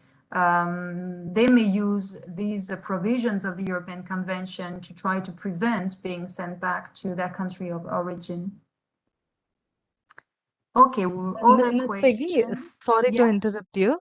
Ms. Suganya Jabba will take over this question and answer session because she has received some questions on her own platform. Okay, yes, ma'am, thank you. And we have one more question from chat box. Let me read it out. What conditions do I have to satisfy to lodge an application? Okay. Well, well, the conditions are set forth by the Convention in Article 34 and 35. So first of all, the Convention protects anyone who is under the jurisdiction of a contracting party. So you have to prove that you are a victim, a direct victim, or potential victim, or indirect victim. I'm not going to enter into the details of an action or omission of one of the contracting party to the Convention, okay, and that you are under the jurisdiction of one of these contracting party, meaning that, for instance, you cannot bring, of course, a case before the European Court against the United States of America or India, because the United States of America or India are not a contracting party to the Convention, first of all. So that should be one of the contracting party to the Convention, and you have to prove that what this contracting party did affects you directly and is in violation of one of the rights guaranteed by the Convention. That would be for the, let's say, the big issues. And of course, the European Court must be competent as well to deal with your case, and you've got also issues related to the moment where the violation occurred, depending on when the document entered into force for the contracting party, for instance, and so on and so forth. So you got issue of competences, and first of all, as I said, you have issues regarding the status of victim and whether the contracting party is of course a party, sorry, the state is a party to the Convention. And then you've got other requirements. You have, first of all, to exhaust all domestic remedies that are effective in the country, because you have to understand that the system of the Convention is subsidiary to the domestic authorities' protection. So first, you have to complain of a violation of the Convention before the domestic authorities to give the domestic authorities a chance to redress the violation that you complain about. And you have to exhaust all domestic remedies that are affected at the domestic level. So you, for instance, let's imagine that you were involved in a criminal trial and you are condemned by a court and you consider that there is a violation of Article 6. You cannot directly go to the European Court of Human Rights. First, you have to go on appeal and maybe on cassation, and only then can you go to the European Court of Human Rights. Otherwise, your case will be considered as inadmissible for failure to exhaust domestic remedies. Then the application must not be anonymous, it must not be frivolous, it must not be insulting, it must not be the same as an application which has already been lodged before the European Court or another international court, to make things simple, or basically that would be the European, no, not the European, sorry, the Human Rights Committee, but this is not a court. But you have this idea that there should be no litis pendens and that there should be no concurring remedies as well. And then you have to apply within a set limit of time following the final decision that you got at the domestic level. And now the time limit is 4 months. So once you got the final decision after exhausting the domestic remedies, you cannot wait too long, because if you wait more than 4 months, the case will be dismissed as inadmissible because you failed to introduce the application within this 4 months time limit. And what else? And then you've got also a form to fill, which is very specific. And this has to be downloaded from the website of the European Court. There are certain formal conditions, and your case may also be dismissed if you do not comply with this formal condition. So it's also tricky as well. And this is why sometimes it is best to have a lawyer in order to advise you and to fill the form for you, so as to avoid the case from being dismissed. But if it is dismissed for formal reasons, you can reintroduce the application as long as you are within the 4 month time limit. Basically, I mean, I certainly forgot certain conditions, but if you read Article 34 and 35 of the Convention, you will have all the admissibility conditions, in addition to the court being competent to deal with the case. That would be, for instance, competence ratione loci, competence ratione temporis, the classical things that you find in international law as well.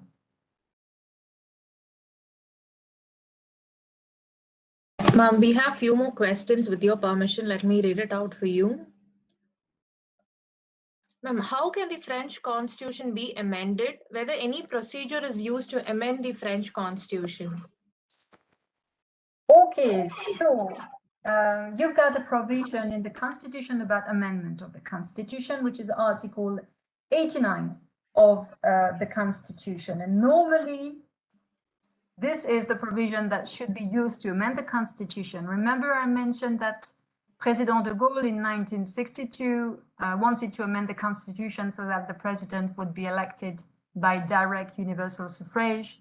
He did not use Article 89. He used Article 11 of the Constitution, which is about referendums. And you've got many constitutional experts who consider that this was unconstitutional.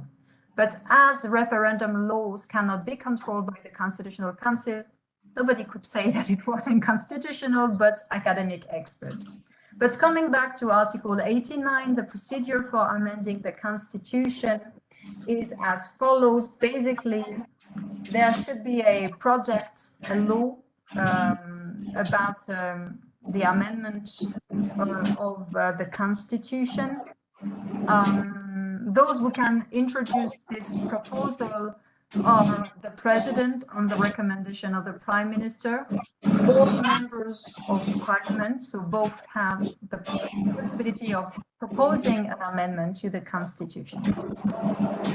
And then this proposal must be analyzed and adopted by the two houses of parliament, the National Assembly and the Senate, and they must agree on the same document. I mean, the law must be adopted in identical terms by the two chambers.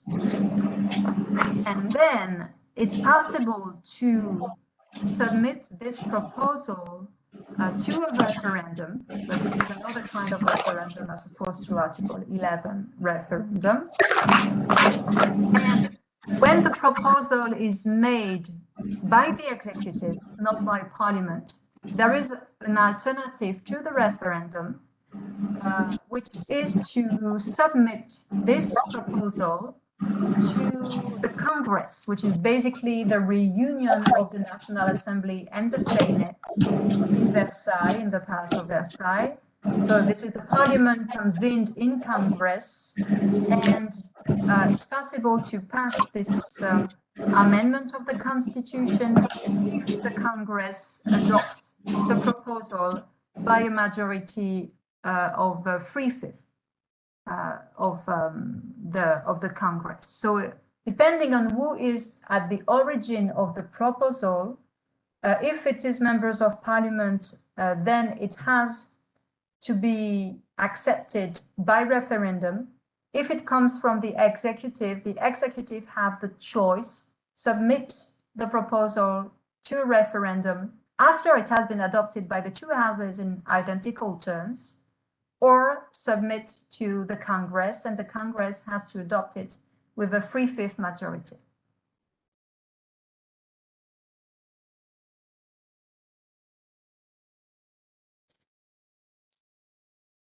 Question.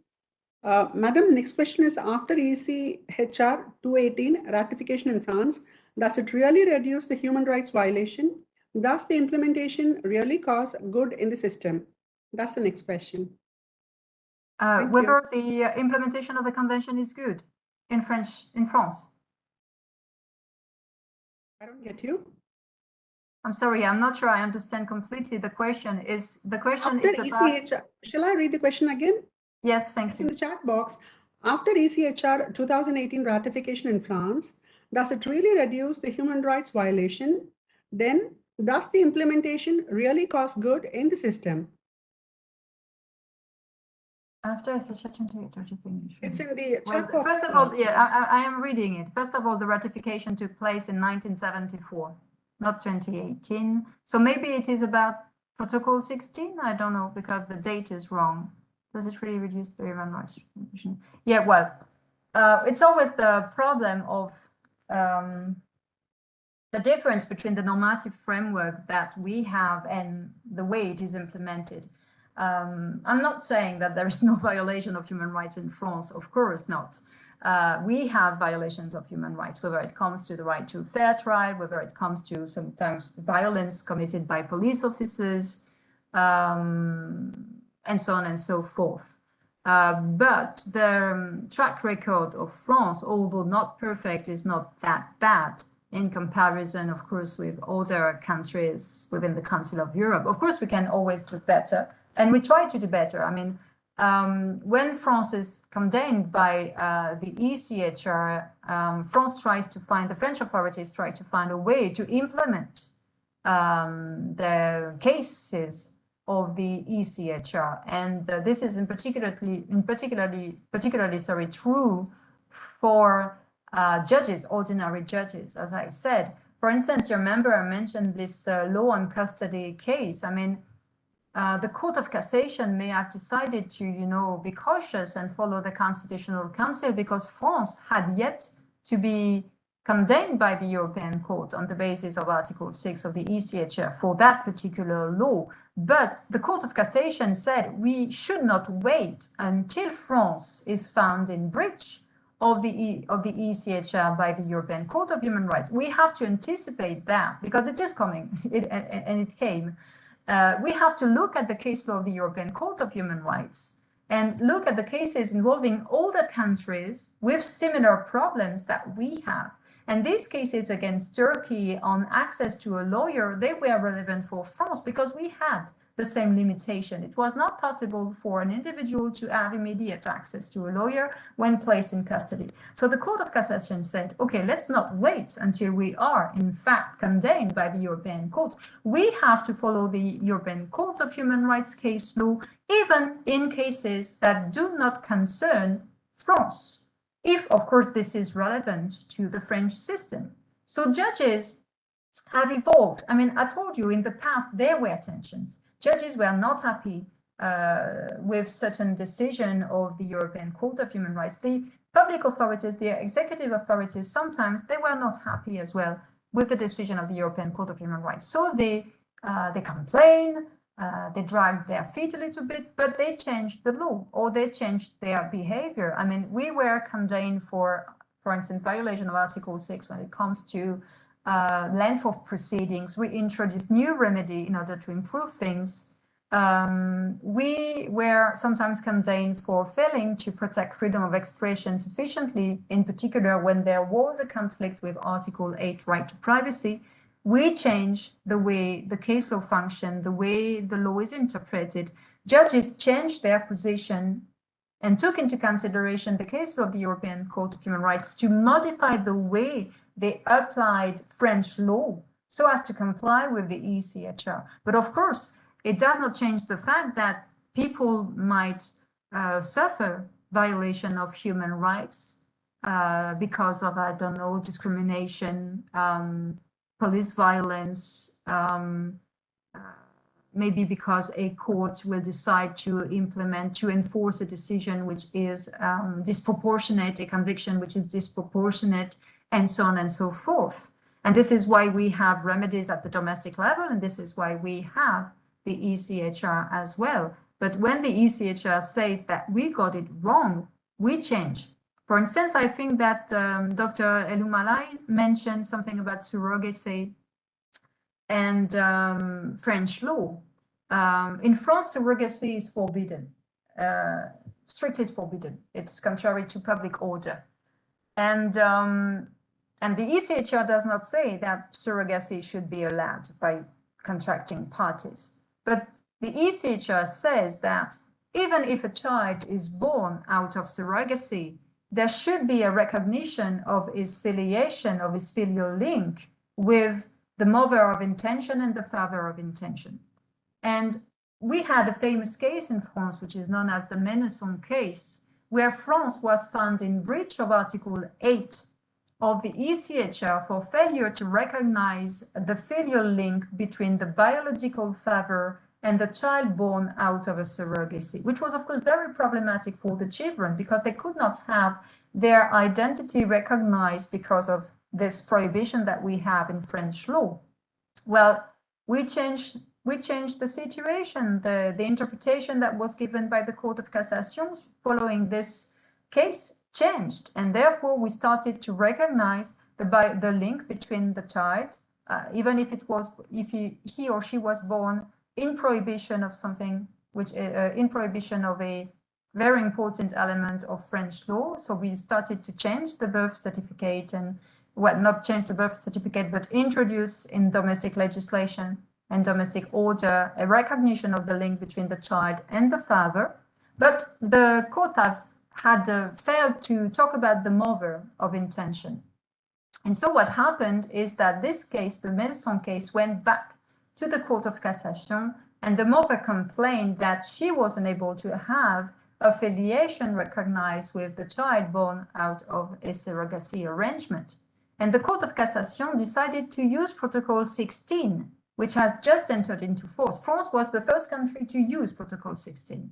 Immediately when it entered into force, thanks to the French ratification, by the way, the Court of Cassation said, okay, let's ask the court about that, because the Court of Cassation was a little bit bored, basically, to be, in fact, found in breach of the convention because of that. So the Court of Cassation said, okay, instead of deciding this myself now, and in 5 years, the European Court of Human Rights find that I got it wrong, I'm going to ask it immediately what is the correct interpretation of the right to private and family life when it comes to the recognition of the links between the parents, including the mother, not the biological father, and the children.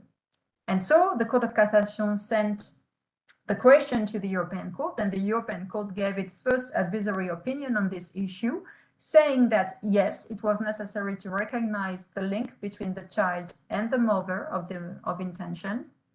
And the manner in which this was done was for the domestic authorities to decide. It was within their margin of appreciation, as long as it was efficient, it was not too slow, and it protected the child. And so the Cour de Cassation decided to immediately recognize the link of filiation between the mother of intention and the child. So that is an example of how I think that domestic judges try to follow the case law of the European Court of Human Rights. But of course, there are certain resistance which are related to, as I said, the status of the prosecution, because it's much more complex to change. And we are not in agreement with the ECHR on that, but we try to avoid to have the prosecutor performing certain function, therefore, because of this case law of the European Court of Human Rights. But mainly, we try to implement as much as we can the case law of the European Court of Human Rights. And this has led to major changes in the manner in which judges work, mostly because, of course, you have problems which are related to certain legislation, and that could be easily amended, you change it, and this is it. But you also have the issue of the control of proportionality, which is the way the European Court functions in order to control violations or interferences, with convention rights. And this was something which was quite alien for Supreme Courts, because especially for the Court of Cassation, the Court of Cassation control the law, it does not control the facts. And so proportionality control was not something which was familiar for the Court of Cassation. So it was long, but maybe it took 15 years for the Court of Cassation to change the way it performed its function, to find the right balance between its function as a Supreme Court and the necessity to introduce the control of proportionality in its method of reasoning. But it did it. And now things are better from that perspective. But not saying that things are perfect, no, of course not. We'll take one last question from Rakshana. She's our alumnus and also a faculty in our institution presently. Can you read the question, Suganya, from Rakshana? Is it about Protocol 12? I think she's in mute. I'll read the question, ma'am, from Rakshana. Is there a specific reason why the protocol number 12 of the European Convention of Human Rights has not been ratified by France yet? That's the question from her. That's a good question. Equality is a very sensitive subject in France. I mean, this is a founding principle of our constitution, but we have a very specific interpretation of equality, which is very formal, as opposed to a more developed substantial equality that you can find in other countries, and which is also to be found in EU law and ECHR law. So I think that it's because this is my interpretation. I don't know if it is correct because I've never discussed with the authorities about this lack of ratification, but I think it's about worrying about opening the Pandora box, especially because we have many rights at the domestic level, and this general clause of non-discrimination is in relation to any rights that is protected at the domestic level, including social and economic rights as well.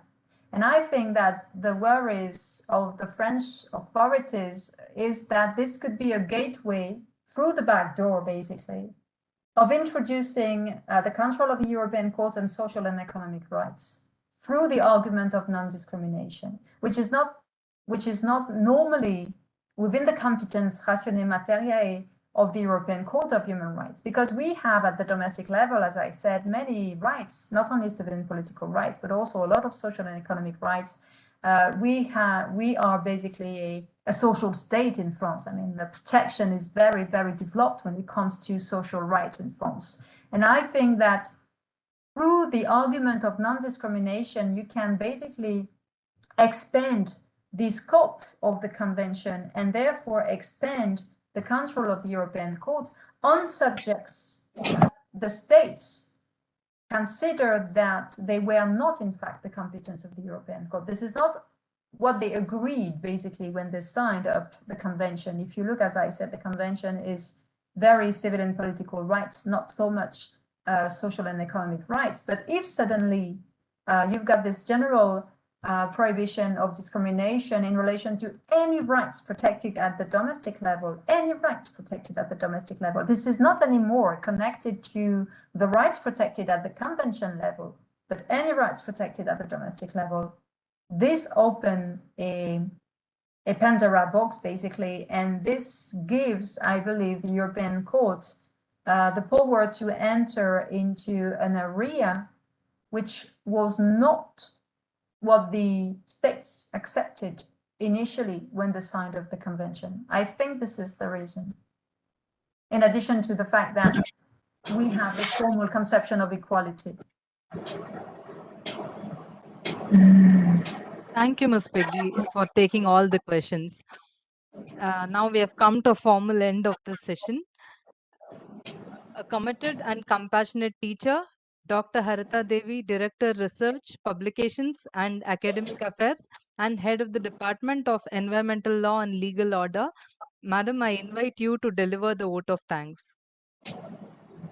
Thank you, Aishwarya, for that good introduction. Nice to hear in Friday evening. Okay. Yes, ma'am. At the outset, I think I must thank, or I would say it's a privilege for me to be here to thank Professor Peggy, ma'am. Thank you very much from our university, from the entire batch who are present here, as well as who are going to hear this program from YouTube also, ma'am. Because it was really, I would say, like a very good constitution class. That's what I would say. Because like a student who is not only specialized in constitution, but not only specialized in human rights, or rather any other subject, anybody from this specialization, any specialization could easily understood or understand what you were saying. So that was very, very lighter way, but at the same time, everything about the topic was covered. Thank you so much for taking the effort and time for starring with us to give such a valuable lecture.